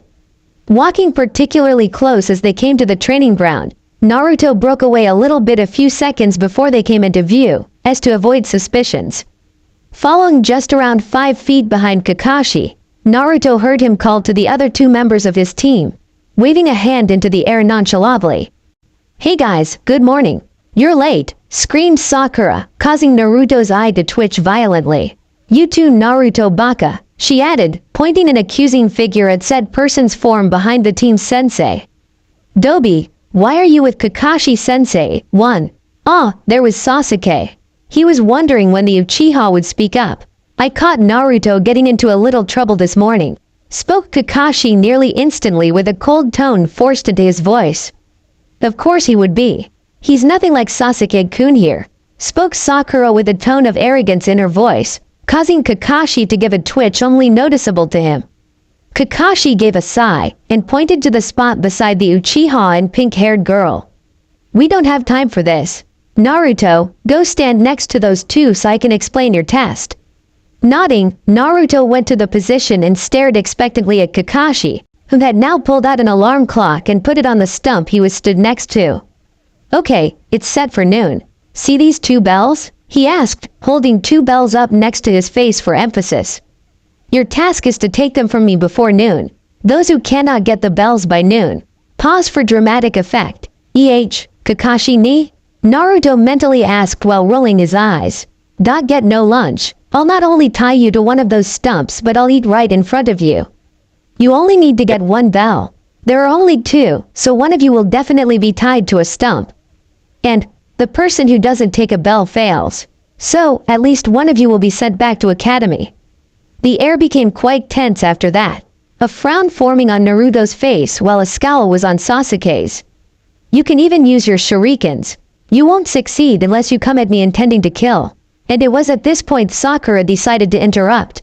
"But you'll be in danger. Sakura, you do know that he's a Jonin for a reason, right? We would only be able to injure him if we did something really special. That is probably what he is looking for." With that he sent a wink at Kakashi, having already figured out the whole point of the test. He had to agree that it was indeed quite genius. Kakashi at this point went from slight shock to amusement to a bit of disappointment. He had really hoped he could have sent the pink-haired girl back, despite it not being a true part of the test. Well, whatever. When they passed, maybe a few missions would change her attitude. At this, Sasuke's skull deepened, but he nodded his head slightly in agreement.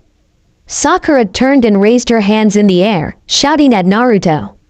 "Be quiet, Baka. The only one here who could hope to do something to impress Sensei is Sasuke-kun." She went to hit him over the back of the head, and was caught off guard at Kakashi's announcement, which caused Naruto to disappear in a puff of smoke. Start. Sasuke had already disappeared, which left Sakura standing alone in front of their team leader before scrambling to hide. Kakashi rubbed the back of his neck in boredom, looking around and giving an approving nod. "The basics of a ninja are to hide yourself well," he called. Who he was on particular lookout for right now was Naruto. That had been a Kawarimi before, and the boy completely dropped off the radar. 2 shuriken flying out of the water had not surprised him, and he turned, bringing his arm up to catch them on 2 fingers, the 2 dangerous weapons still spinning. Now that he had Kakashi distracted, the real Naruto slipped from his hiding spot and made his way over to where he thought Sasuke was. Surprisingly enough, an arm was stuck out of a tree and had waved him over. Complying cautiously, he went over, and when he got into the tree he was once again surprised to see Sasuke actually there. "Dobi," he said simply, his eyes still on the spot where Naruto clones had burst from the water and were engaging Kakashi in taijutsu. The man in question already had his book out and was lazily blocking, while retaliating with quick sharp movements that popped the cage bunchins on impact. "Sasuke, I figure you plan on going out to fight Kakashi-sensei when myself and Sakura are beaten?" At the slight widening of the eyes of the Uchiha, Naruto took that as a yes. "Then you completely fail our sensei's test," he muttered. "And why is that, Dobi?" Sasuke growled, turning wildly back on Naruto. "Teamwork. Think about it, Sasuke. You're not retarded, are you? What would be the point of placing this in 3-man teams if one were to just be booted off? The reason there are two bells are to cause chaos amongst the team and to make them fight amongst each other, much like we are doing now. Naruto whispered harshly, not really intent on attracting Kakashi's attention. How can you be sure of this? Sasuke whispered back, irritation lacing his question. Just trust me. Hell, I'll even go along with your plan, if you have one. Answered Naruto, muttering the last part angrily. At the silence of the other boy he gave a foxy grin, knowing he had won the boy over, if just a little bit. No? Alright then, I'll tell you mine. After a short time of whispering back and forth between the two, Sasuke questioning nearly every move in the plan, they finally finished after hearing a screech. Alright, time to enact the plan.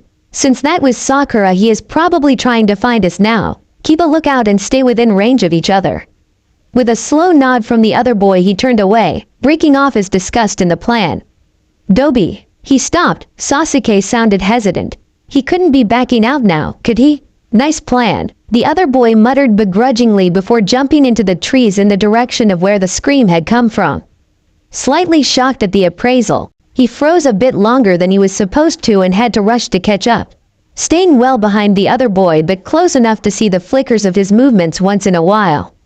After a few minutes of jumping they came across a clearing with Kakashi leaning on a tree in the middle. Staying hidden in a tree on the outskirts, Naruto watched on with interest. I wonder if Kakashi can sense me? He mused, knowing that if he did, the plan would be partly ruined. The surprise at least. Waiting for the signal, Naruto continued to watch the fight, Kakashi blocking the blows from the Uchiha's remarkable taijutsu style accordingly. At one point he had came close to touching the bells but still hadn't been able to. With one last moment, the Uchiha gave their signal. He used his Gukaku no Jutsu, seemingly burning Kakashi alive. Naruto was looking around wildly, and quickly made the hand seals for Kawarimi, trading places with the Uchiha and leaping back just in time to avoid being grabbed by Kakashi emerging from the ground and attempting to trap him using the Doten, Shinju Zanchu no Jutsu. Kakashi's eye widened once again for the second time, the first being as Sasuke used his jutsu. Not giving the man time to react, Naruto dashed forward. A glint of light shined off metal as he pulled a kunai from the strap on his right, holding it with the end of the blade pointing behind him. He slipped shuriken from his other pouch, the weapons flying past the Jonin as he dodged them with ease, his eye on Naruto the whole time. Naruto, once he felt he was in close enough, slashed out, the end of the weapon sliding harmlessly through the air as Kakashi danced out of reach. A smirk came across Naruto's face as he channeled chakra to the balls of his feet, leaning forward on them ever so slightly and releasing the chakra in a tight burst, making him flicker and appear in front of Kakashi again, this time with the tip of the weapon already cutting through the air in the direction of the string holding on of the bells. Kakashi, on the other hand, was surprised by the burst of speed, but could still follow it. He brought his hand down on top of Naruto's, shoving the dangerous weapon into the ground and hopefully throwing off balance. He was surprised yet again as Naruto used the momentum and flipped over, doing a full front flip while leaving the kunai embedded in the ground and bringing his right leg down in an axe kick meant for Kakashi's head. Displeasure shone on his face as the Jonin brought his arms together in a cross-arm block, effectively nullifying the damage to himself. Frowning, Naruto brought his other leg close to his body and kicked out, this time thrusting his foot in the direction of Kakashi's masked face. Kakashi dropped his guard and grabbed Naruto's ankle, yanking it and throwing the boy past him. Naruto flipped and landed on his feet in the direction of Kakashi, sliding a few feet before coming to a stop. A cheeky grin overcame his face as he made the hand seals for the cage bunshin, only bringing forth one, who quickly moved back away from the fight with a calculating look on his face. Naruto charged yet again, not giving Kakashi any time to ponder the reason of the one clone. Kakashi jumped up as Naruto attempted to sweep his legs out from under him and pulled a kunai to block a barrage of shuriken, thrown by the clone whom was now drawing kunai, a calm look still on his face. Kakashi used his cross-arm block yet again as Naruto's spear kicked at his abdomen. He had to twist his body slightly to avoid the kunai thrown from the clone in an attempt to cut the string to the bells. They continued like this for some minutes. As he landed back on the ground a few feet away, he felt a sudden sense of pride as he glanced down to a spot between the two of them. The clone dispelled as the bell rolled around. Naruto stared straight at Kakashi, which was returned. Reaching up to wipe a bit of sweat that was dripping down the exposed temple, he smiled, which was disturbingly copied by Naruto. The boy's head tilted slightly to the side. Feeling the heat building up behind him, he quickly performed the Kawarimi. Switching with a log, he spotted some yards off to the right. Looking back to where he had been, he spotted a now exhausted Sasuke nearly collapsing as he used the last of his chakra on finishing the Gukakyu. Naruto slowly walked to where the bell was, leaned down to pick it up, and was instantly at Sasuke's side as the other boy finally collapsed. He threw the Uchiha's arm over his neck and smiled lightly, walking over to the tree line and letting Sasuke lean back against one of them. He looked at the bell, frowned, then put the bell in Sasuke's hand. A look of utter disbelief and surprise instantly showed on his face as Naruto turned and walked towards Kakashi, not even sparing a single glance back. He did the exact same eye smile he had done before. Sakura had shown up just in time to see Sasuke steadying himself on the tree with bell in hand. Of course she squealed and ran over to him. "Well, Kakashi ni, did we pass?" Naruto asked in a quiet but cheery voice. Kakashi chucked, shaking his head with his eye closed. "Of course you do," he exclaimed happily. All the members of Team 7 were sitting around the 3 stumps in the clearing. Naruto being tied to the stump while Kakashi taunted him by waving a lunchbox in front of his face. Naruto narrowed his eyes dangerously while Kakashi chuckled and continued with his taunting. "Damn it, Kakashi, give me that lunch," he finally yelled, starting to struggle with his robe bindings. "Ah, but Naruto, while you may have passed, it does not mean I would not tie you to the log and eat in front of you," Kakashi said cheerily, a mocking eye smile coming onto his visible features. "I'll kill you," Naruto growled. "Damn Kakashi ni, tying me to this damn log just to piss me off." He pushed out again, his muscles visibly bulging with the strain. A single rope actually snapped from his struggling before he fell limp, panting heavily. "I'll kill, you," he repeated, exhaustion lacing his voice this time. Kakashi chuckled again before turning solemn, prompting Naruto to go silent.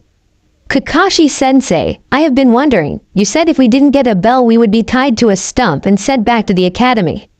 Only Sasuke-kun got a bell with his awesome skills, so why did Naruto Baka and me pass as well?" Sakura asked, tapping a chin on her chin while staring up at the sky and thinking.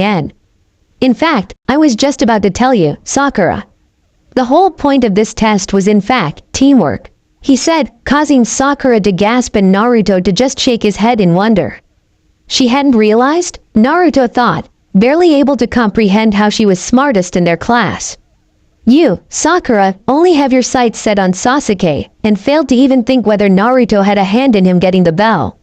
While there was only 2 of you working together in this exercise, I still passed you since I took out Sakura before she could become aware of your plan," he said, jerking his thumb at Naruto, who jumped slightly in surprise that Kakashi had known it was his plan. "We are in a line of work where you will be risking your lives, and you will have to be able to put your trust into your teammates." Kakashi walked slowly away from the group and put his hand on top of a stone carrying numerous names carved into it. The memorial stone. Look at this. The numerous names carved on this stone. These are shinobi who are recognized as heroes of the village. With that, Naruto let his head hang slightly, his blonde locks coming over his hite to cover his eyes. But they aren't normal heroes. Kakashi paused for a moment, causing Sakura to perk up. "Well, Kakashi-sensei, what kind of heroes are they?" she asked, honest curiosity working its way into her voice. It was Naruto who answered her, raising his head and all but snarling out. "Isn't it obvious? Kia, Mia, every person on that stone is gone, one way or another." His 2 teammates flinched away, Sakura with a hurt look on her face, Sasuke looking surprised at the ferocity of the blonde. "That's enough, Naruto," Kakashi said softly. "This is a memorial. The name of my best friend is on this stone." He turned to look at the 3 of them, a kunai whizzing out at a speed which 2 of them were unable to follow, slicing the ropes binding Naruto.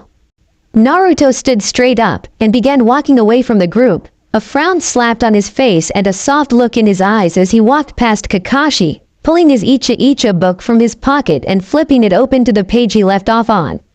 "A shinobi must see underneath the underneath," Kakashi said, turning his head to watch as Naruto passed. A smile on his face underneath the mask as he remembered giving Naruto the exact same speech. Those who break the rules and codes of the shinobi world are called trash. But, you know what? Those who don't take care of their comrades are lower than trash. He finished, an eerie wind coming to blow through the clearing as silence overcame the group. Naruto had now stopped and glanced back at Kakashi, a soft, small smile sitting on his face. That ends the training. All of you pass. Starting tomorrow, Team 7 will begin its duties. All of them grabbed their packs which they had brought with them, stood up and followed Kakashi over to an awaiting Naruto. Let's go, he said, pulling out his own Icha book as they all left the clearing. Next day, Naruto knelt down by the memorial stone, running his thumb over the name of the Yondaime. His father, sighing heavily, he stood and started to walk in the direction of the bridge where Kakashi had told them to meet. 2 hours late, he mumbled, pulling his book from his pocket and his kitsune mask over his face. Arriving, he had to stop himself from reaching to cover his ears at a loud screech directed at him. You're late, Naruto Baka. Kami, you're just like Kakashi-sensei. He scoffed, feigning hurt as he looked at her. Please, Sakura, I take offense to that. I'm nowhere close to Kakashi's level of being late. For example, I am only 2.5 hours late while he is 3. At least I make an attempt to be here on time. He spoke, walking over to the railing and leaning back on his elbow, book still in front of his face. I wonder what our first D-rank mission will be like. He mused out loud, the other two silently agreeing with him. Hoping to sit in silence for 30 minutes was blown out the window when Sakura started her fawning over her Sasuke-kun, who rejected all her attempts to ask him out. Please, Sasuke-kun, just this once? Sakura whined, effectively breaking Naruto out of the meager concentration he had on his book. Looking up, he was greeted to the sight of Sakura hugging Sasuke tightly, refusing to let go as he half-heartedly tried to push her away. No, go away from me, the other boy grumbled, pushing once more against the girl trying to cuddle him. Rolling his eyes, Naruto was about to return to reading his book when he was greeted with a familiar voice. Yo! Kakashi waved as he approached the Genin team on the bridge, drawing Sasuke and Sakura's routine to a close as Sakura pointed accusingly at him. You're late, she screeched, while he smiled back at her. Ah, you see Sakura, I found a baby bird that had fallen out of its nest and had to nurse it back to health. Liar, she muttered under her breath. Alright then, follow me to the mission counter, he said, turning and heading in the direction of the Hokage Tower with the three following close behind. Unnoticed by the other two, Naruto was walking side by side with Kakashi, neither with their books out. Nay, Kakashi ni, what will you be choosing for our first mission? Naruto whispered under his breath, glancing nervously around from behind his mask, afraid of someone hearing. Well, I plan to make you go through what my sensei made me go through, and, if it's available, have you guys catch Tora the cat.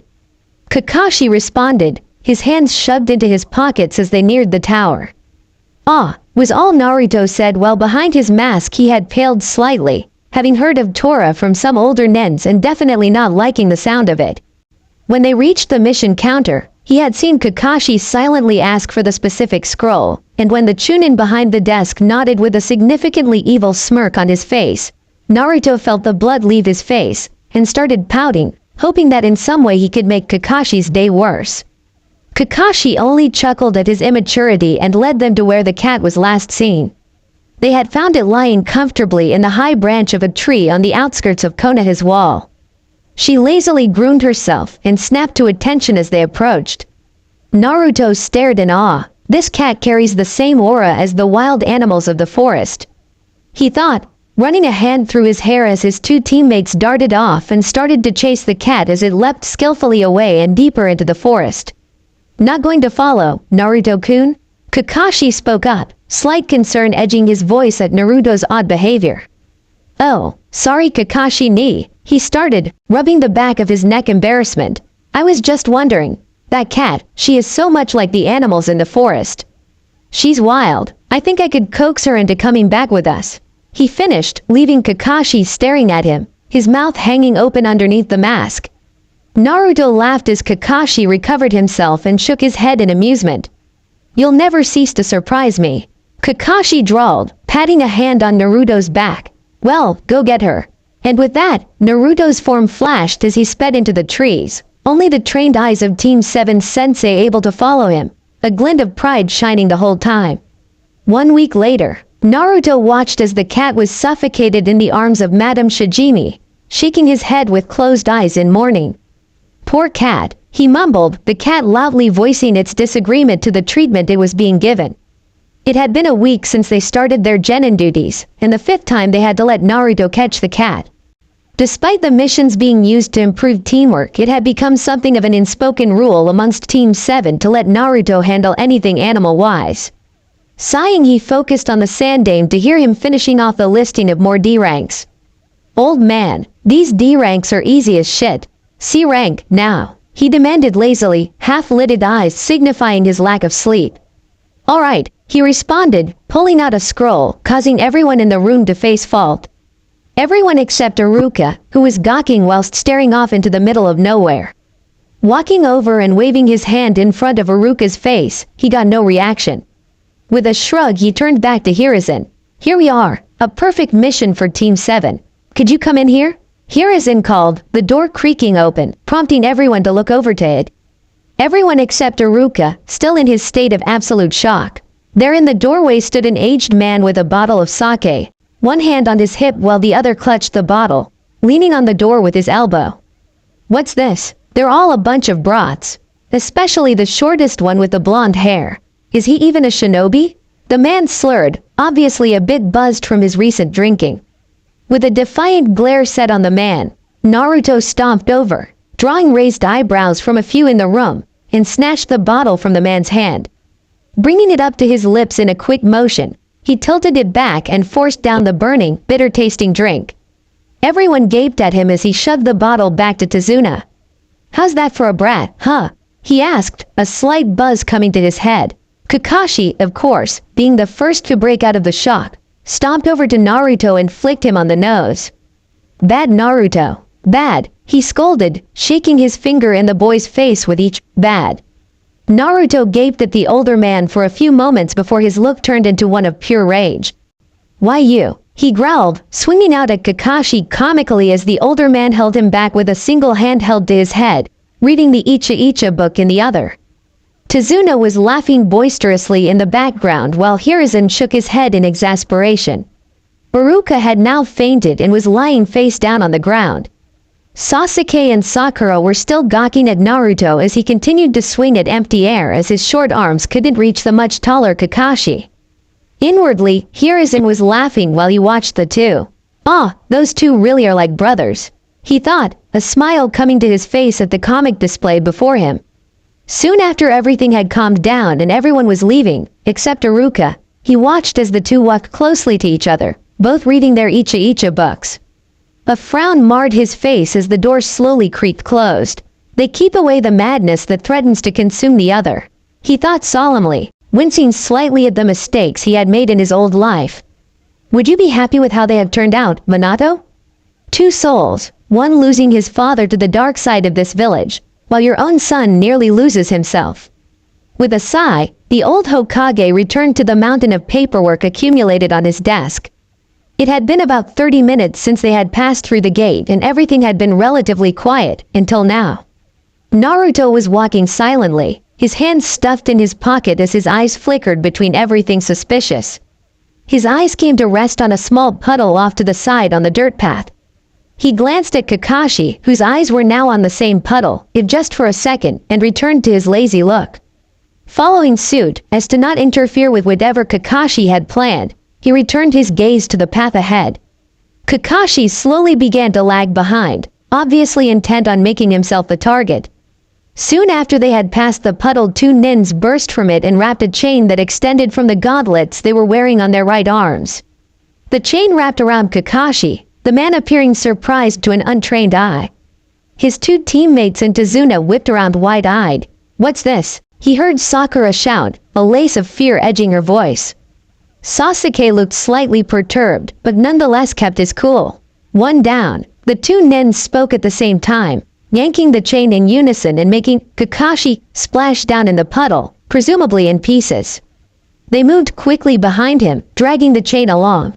Two down, They continued, and he was about to dodge before a shuriken slammed into the deadly weapon, pinning it to a tree. A kunai followed soon after and hid inside the ring of the shuriken, rendering the chain useless. One of the nin gave a pull before he realized he couldn't free the chain. He had realized a little too late as Sasuke had now landed on their outstretched gauntlets in a squatting position. He grabbed the gauntlets on their arms and kicked back, his feet slamming into both of the nin's faces and sending them leaning back as the chain twitched in stress. With a loud chink and a rattling sound, the chain freed itself from the holes in the gauntlets, the two dashing in opposite directions as Sasuke landed in a kneeling position. One attacked Naruto, the other going for their obvious target, Tazuna. The enemy thrust his gauntlet at him, fingers pinched together to form a spear-like attack. With an open palm he leaned to the left, pushing the dangerous attack away from him with his right hand as it flew past, throwing the attacker off balance at the same time. With a lazy look, he clenched his left hand into a fist and snapped out a vicious attack. A punch straight to the temple with such force behind it that the nin crashed into the ground, his mask gaining a crack from the attack. It left the enemy dazed and Naruto stood straight, shoving one hand in the pocket as he looked to see Kakashi using the other enemy's momentum as his own, catching the other in a headlock that obviously shocked the man. Naruto rolled his eyes, but then brought his hand up and looked at it, clenching and unclenching thoughtfully. Kakashi and the others approached him, and he looked up, gaining a wary look from Kakashi. "You all right?" the man asked, using his usual lazy voice to cover the concern that would have showed. With a shrug he looked at Tazuna. "Is he all right?" Naruto asked, letting his hand drop to his side carelessly. "No, Naruto, you're not all right. Their weapons were poisoned," Kakashi said, ignoring the question and letting his voice grow a bit more stern. A silence overtook the group after that, and it was quickly broken by Sakura. "Well, sensei, do something," she screeched, pointing at him accusingly. Kakashi looked as if he were about to say something until Naruto interrupted. "He can't, Sakura. This is what happens on a battlefield. There are things some people can't do, even your precious Sasuke-kun. I will die if this is not treated," and Kakashi is probably debating whether to leave the old man here right now. "I'm not gonna let that happen. Watch, Haruno. This is the world of shinobi." Kakashi nodded his head slightly in approval as Naruto pulled a kunai from his pouch, tossing it in the air and letting it spin for a second before snatching it in a reverse grip. He stared at Sakura with a bored expression as he plunged the kunai into his hand, straight through the back of it and out his palm. Blood squirted from the wound, splattering Naruto's vest with it until it died down into a tiny river leaking from his hand. Everyone was open-mouthed except Kakashi. He stared at Naruto for a second before putting his hand on his shoulder and leading him away from the group. "I'm going to fix him up," the Jonin called over his shoulder, leaving an awestruck group behind him. "You didn't have to do that much, you know. A simple cut would have been fine," Kakashi muttered angrily, now bandaging Naruto's hand after he was sure the poison was drained. "Sometimes I question your sanity," finished Kakashi with a tug, tearing the bandage and leaving Naruto's hand completely fine. Naruto gave a goofy grin to Kakashi. "As do I for yours, Kakashi ni." He spoke, jumping up quickly and turning away, his voice becoming quiet. "As do I for yours." Kakashi put a reassuring hand on Naruto's shoulder, causing the boy to look at him. He saw a dark glint in the eyes that caused him to almost flinch. The only thing keeping him from doing so was the fact he had seen the same dark glint before. In his own eye, reflected in the mirror. With a sigh he turned, motioning for the boy to follow. "Come on, Naruto-kun," he spoke softly. "It's time to get back to the others." With a nod, Naruto followed the older man back to the group. A deep sigh was heard from Tazuna as the man closed his eyes in thinking for a few moments before opening them to look at Kakashi. "I need to talk with you. This mission, it's probably outside of your duties. A super dangerous man is after my life." He paused, letting the information sink in. "Who?" Kakashi asked after a few moments of eerie silence. Tazuna heaved another sigh. "You've probably heard his name at least. The wealthy shipping magnate, a man named Gato." Kakashi's demeanor instantly changed. "Gato? From that Gato company?" He's said to be one of the world's few extremely wealthy people. "Yes. Officially he runs a large shipping company, but secretly he sells drugs and other illegal items, using shinobi and gang members to take over businesses in other countries. He's a very nasty man. It was about a year ago when he set his eyes on the Wave country. Through money and violence, he quickly took control of the country's shipping industry. Gato now has a monopoly on all business traffic in the country. The only thing he has to fear now is the completion of the bridge I am building. Tazuna finished, leaving the genin to make their own deductions on the new information. They quickly voiced their own thoughts. I see, since you're building the bridge, you're in the way. Oh, she does have a brain in that head of hers. Naruto noted, rolling his eyes slightly at the obvious statement. So, those shinobi were hired by Gato? He had to resist the urge to laugh in the apparent top-of-the-class boy's face. Naruto just remained silent, staring at the ground with his hood up.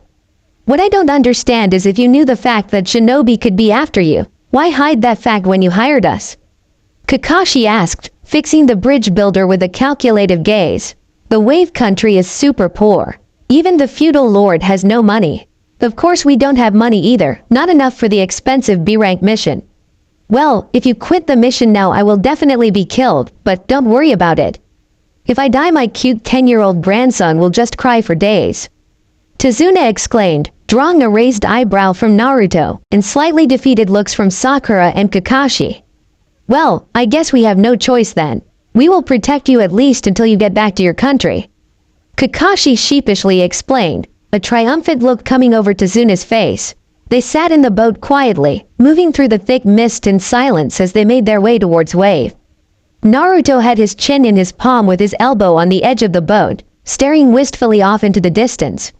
We should see the bridge soon. The Wave country is at the base of it. The guide explained, an outline slowly coming into view. After a few moments they could see the large bridge in all its glory. Although no one said anything, they were all amazed by the size of it.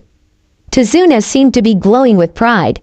Compensating for something? Naruto finally asked, turning to Tazuna with a foxy grin on his face. The bridge builder tinged red for a second before calming down. As a matter of fact, I'm not. Oh, really? Oh, never mind, I don't really want to know. The man huffed in displeasure and turned away from him. He just kept a small smirk on his face as he turned to look back over the water again. After another few moments of silence, the guide spoke up again. We'll be there soon. Tazuna, it looks like we have avoided detection so far. But, just in case, we'll take the route that has vegetation. It will make us harder to spot. Thanks. The group docked, goodbyes were said, and now they were walking through the forest in foreboding silence once again. Naruto's eyes drifted over their surroundings cautiously. He still held a lazy slouch, but was tensed and ready to move if need be.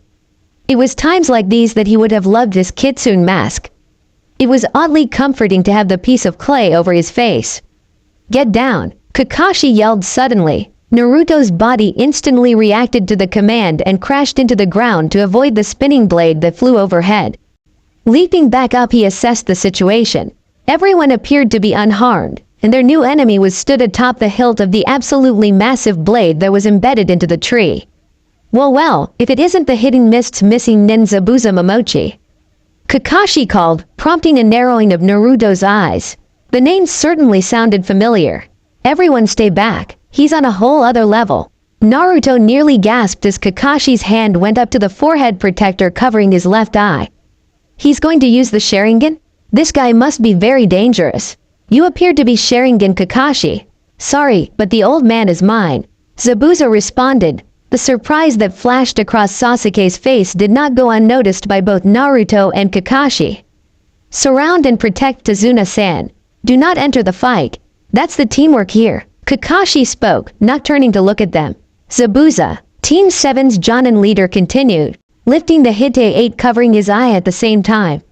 First, fight me. I already get to see the famous Sharingan. I'm honored. When I was a member of the Hidden Mists assassin team, our bingo book had information on you. It said that you copied over 1,000 jutsu with that eye. Copy ninja Kakashi. Zabuza taunted, turning to face the team. After a moment he crouched down on the weapon he was balancing on. Now, let's end all the talking. I have to kill that man. But, it seems I'll have to beat you first, Kakashi. In a blur, Zabuza had kicked off the tree, pulling the large sword with him. Looking down, Team 7 spotted him on the water, in the middle of a hand sign. On top of the water, Sakura whispered in awe as a thick mist began to roll into the area. He'll come after me first. Zabuza Momochi, as a member of the Hidden Mist, he was known as a master in silent killing. You don't even know until you're dead. It's not like I can use the Sharingan perfectly. You guys be careful, Kakashi explained, his eyes becoming serious. 8 choices, Zabuza's voice resounding around them. Liver, lungs, spine, clavicle vein, neck vein, brain, kidneys, heart. Which one should I go after? Suddenly, a massive ki flooded the group, Sasuke starting to shake at the intensity of it. Naruto glanced over at him in worry. Ki could make some men kill themselves. Sasuke, don't worry. I'll protect you guys even if it kills me. Kakashi looked over to them, his eye curving upward in his signature eye smile. I don't let my comrades die. Zabuza instantly appeared in the middle of the group, crouching downwards with his one hand formed into the ram seal. Naruto jumped backwards as Kakashi flew into the enemy, burying a kunai deep into Zabuza's gut. Water exploded everywhere as Naruto's eyes flashed behind Kakashi. Kakashi, behind, he shouted, sighing in relief as the sword cut through only water. The battle continued for a short while, each dodging and retreating respectively.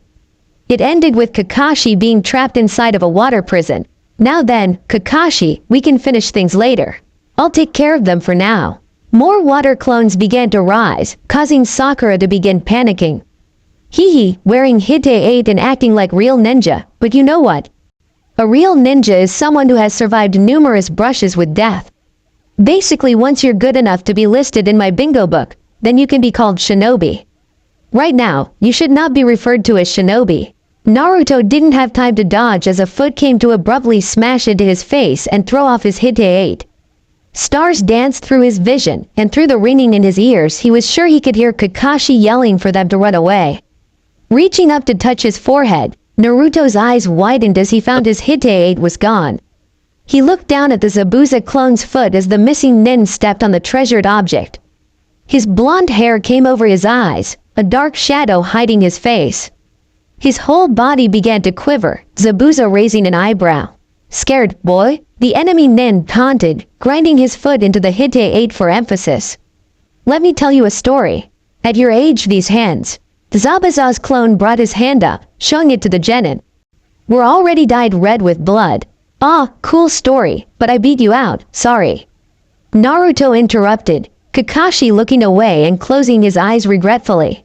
5, he said simply, raising his head to stare into Zabuza. His form blurred as he appeared right in front of the real Zabuza, surprising the older nen. What he whispered shocked the demon of hidden mist to no end. I was 5 years old when I was tortured by members of my own village. I can show you the scars if you want, nay? His voice carried a childish innocence to it, obviously fake. How about it, Zabuza? Give up here, come back with us. I can convince the old man to help you find a place in Konoha. Zabuza hesitated. The offer sounded so tempting to him that he was really contemplating taking it. He closed his eyes in silence before grabbing the sword from his back and slicing through Naruto's form in front of him. Naruto ducked under the sword, jumping up to avoid the attack at his legs. No deal, huh? A shame, really. Kakashi. Now, Zabuza's eyes widened. He let Kakashi go. A torrent of water smashed into his side and made him crash into a tree on shore. He looked up at the approaching Kakashi, feeling himself growing weaker by the second. Damn, Zabuza let a mere boy shake him, and now he was paying the price.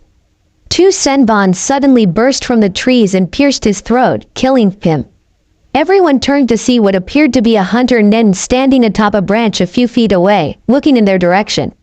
The figure flashed, appearing next to Zabuza's body, bowing to them slightly. Thank you. I have been searching for an opportunity to kill Zabuza for a long time. Everyone glanced suspiciously, Kakashi kneeling down by Zabuza's body and feeling his neck for a pulse. The white-haired Jonin then turned to look at the hunter nen. That mask, you're a hidden mist hunter nen, aren't you? Kakashi said, stating it more than asking. There was a pause. Impressive, you are correct. Naruto narrowed his eyes. Yes, I'm a member of Hidden Mist's hunter nin team. My job is to hunt down ones such as him. Hiku said, referring to Zabuza in fake disgust. Hiku leaned over. Zabuza was heaved over shoulder. Your battle is over. I must now dispose of the body.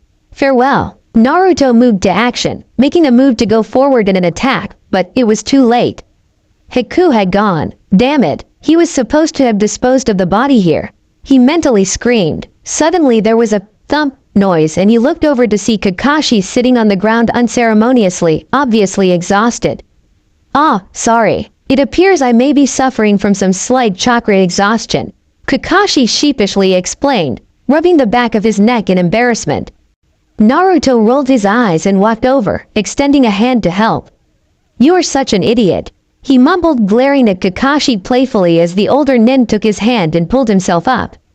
Kakashi threw an arm over the much younger Naruto's shoulder, allowing himself to be supported. Now then, let's get Tazuna home, Kakashi cheerfully exclaimed, ignoring the strange looks thrown in their direction. Why, yay, Tazuna lamely said, still a little shocked at all that had happened in such a short span of time. Seated at the table inside Tazuna's home were 6 people. Naruto, Kakashi, Sakura, Sasuke, Tazuna himself, and Inari. The other person in the house was Tsunami, Tazuna's daughter, who was washing dishes in the kitchen. Everyone was eating in relative silence. You're all going to die, you know. The only way you could live is if you leave now, Inari said with closed eyes, his fork raised halfway to his mouth. Naruto stared at the boy for a second. So you want to kill Tazuna, who I'm assuming is your grandfather? He asked in a nonchalant manner, blowing on some steaming rice softly before sliding it off the fork with his mouth. What? Everyone seemed startled, Inari more so. What are you talking about, Naruto Baka? Sakura asked, causing him to raise his other hand with one finger up. Swallowing, he looked to Inari again. By telling us to leave now, you are inadvertently killing him. The bridge is his dream and I know for a fact he won't stop working on it. He has already had extremely skilled people sent to kill him and without equally skilled to protect him, he will die. Everyone dipped into silence after that, frightened by the intelligent explanation. Gato is invincible. How do a bunch of kids like you hope to beat him? Inari finally yelled, slamming his palms down on the table. Naruto raised an eyebrow at him. I don't appreciate someone who is no more than a toddler calling me a kid. There, that arrogant attitude. It comes from living in that safe village. I bet you know nothing of hardship. Inari yelled again, turning red from the insult. At this, Kakashi glanced up in worry that Naruto would do something brash. All eyes were now on Naruto, no food being eaten at the dinner table. He stared at Inari a moment longer before standing up and sliding his seat backwards. Naruto, where are you going? Sakura asked, curious at the odd behavior. Naruto looked at her and eyes smiled, creepily, just like their sensei. I think I could do with getting lost on the road of life right about now. With that, he turned and walked from the room, leaving a slightly smug-looking Inari. Probably guilty because he knows I'm right, he said to no one in particular. Naruto stopped and turned to look fully at the boy. Kakashi started to move. The dumb kid just put the nail in his own coffin. He cursed under his breath as he had to put a hand on the table to stabilize himself. Naruto pulled off his vest, letting it slide to the floor and land softly. He pulled the black long-sleeve shirt he wore underneath it off as well and dropped it onto the pile, now turned away from the group. Sakura blushed at his lightly defined back muscles and Kakashi was now looking away in guilt, closing his one visible eye. Sasuke was just staring in interest at what the Dobi was doing. When he turned to them, everyone's eyes widened to the size of dinner plates. 2 jagged scars, one from the top left of his chest and down to the bottom right of his ribcage. It had become less defined over the years but was still easily visible. The second scar ran down his shoulder and was significantly smaller but was still around 7 inches in length. It was in a crescent shape. No one said anything, and when Tsunami came out of the kitchen to investigate the sound, she first blushed, and then dropped the plate she was holding, shattering it all over the floor. At the age of 5, he paused, wondering if he should even tell them this story. My 5th birthday, to be exact. I was tortured to lengths that I should have been dead. Another pause, by shinobi of my own village. He finished, staring at everyone in the room calmly. He had come to terms with this particular event in his life years ago. Tsunami had a hand over her mouth and was openly sobbing while Kakashi still could not look at the biggest mistake of his life. Sakura, Sasuke, and Tazuna were gaping while Inari, in a state of shock, just stared. Grabbing his clothes, he threw them over his shoulder and headed to the door, closing it quietly behind him as he jumped up to the roof and lay down. Kakashi was staring downwards in guilt but still wanted to go after him. He took a deep breath to collect himself. I'll go after him. With that, Kakashi also left the house, leaving behind a completely frozen room. Naruto now had just his black shirt on and was staring up at the moon with a faraway look. He sat with his legs splayed out in front of him and he was leaning back on his palms, hands behind his back. Kakashi stumbled and all but collapsed in a sitting position next to him. Naruto chuckled and looked at Kakashi closely. Damn it, Kakashi ni, I told you to stop feeling so guilty over it. It's not your fault, alright? He shouted in irritation as the Jonin turned to actually look at him, guilt flashing across his face once more as he grimaced. He couldn't get the image from his head. Finding Minato-sensei's son bleeding out and strapped to a chair with a gag in his mouth was almost a more traumatizing experience than Obito's death. Almost. It probably would have been if Naruto hadn't lived. With a sigh, Naruto's voice came in nearly a whisper. I'm here now, aren't I? Yup, and I can't seem to be able to get rid of you. Kakashi gave a grin, which Naruto returned. How Naruto could actually know what expressions he was making under his mask, he would never know. They sat in companionable silence for another few minutes. You know Zabuza is still alive, right? Naruto finally asked, drawing another sigh from Kakashi. Yay, when do you plan on telling the Dream Team? Hell, if we're lucky, me showing them that bit of information will crack them out of their fantasy world. He said, irritation prickling its way into his voice. Now, it's not good to get so worked up over the two you're supposed to be working with. Even if they're annoying beyond belief. They shared a laugh at that, having to take another few minutes to regain their breath. Well, I plan on telling them a bit later tonight, some chakra exercises tomorrow. Zabuza will probably be out for a week, same for me if you hadn't saved me when you did.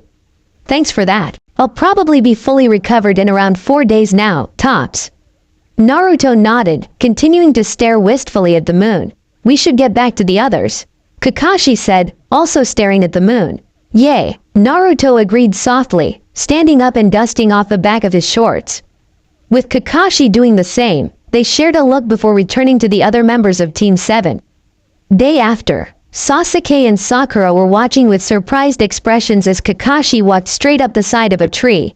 Then their mouths fell open as he walked across the underside of a branch. 2 kunai were suddenly sticking up from the ground in front of the two. Well, good luck, and use those kunai to mark how high you get on the tree. Kakashi said, walking around the tree branch to be standing upright on it. Leaning back on the tree, he pulled out his book and began reading, a perverted giggle coming from his mouth as the two made their first attempt at getting up the tree. With Naruto. Damn it, how could I forget to pick up my Hite 8?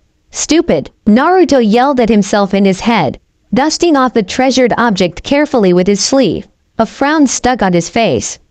His eyes shot up and looked at what appeared to be a young girl, around his age, picking herbs on the side of the road over to the right. Narrowing his eyes, Naruto stood up and walked over. Ah, hello there, miss. He called and noticed when the girl jumped slightly, turning to look back at him quickly. She seemed to relax slightly, presumable she had assumed he didn't know who she was. Hello, she responded softly, watching him carefully. Is that a Hite 8 you have there? Are you a shinobi? She asked curiously. Ah, you noticed. Well, yes, I am in fact. He stated, crossing his arms and tilting his head. Are you a strong shinobi? She continued, returning the action of tilting the head. Well, not really. He made himself sound dejected, drooping slightly. Do you have someone to protect? She asked, picking another medicinal herb that he couldn't recognize.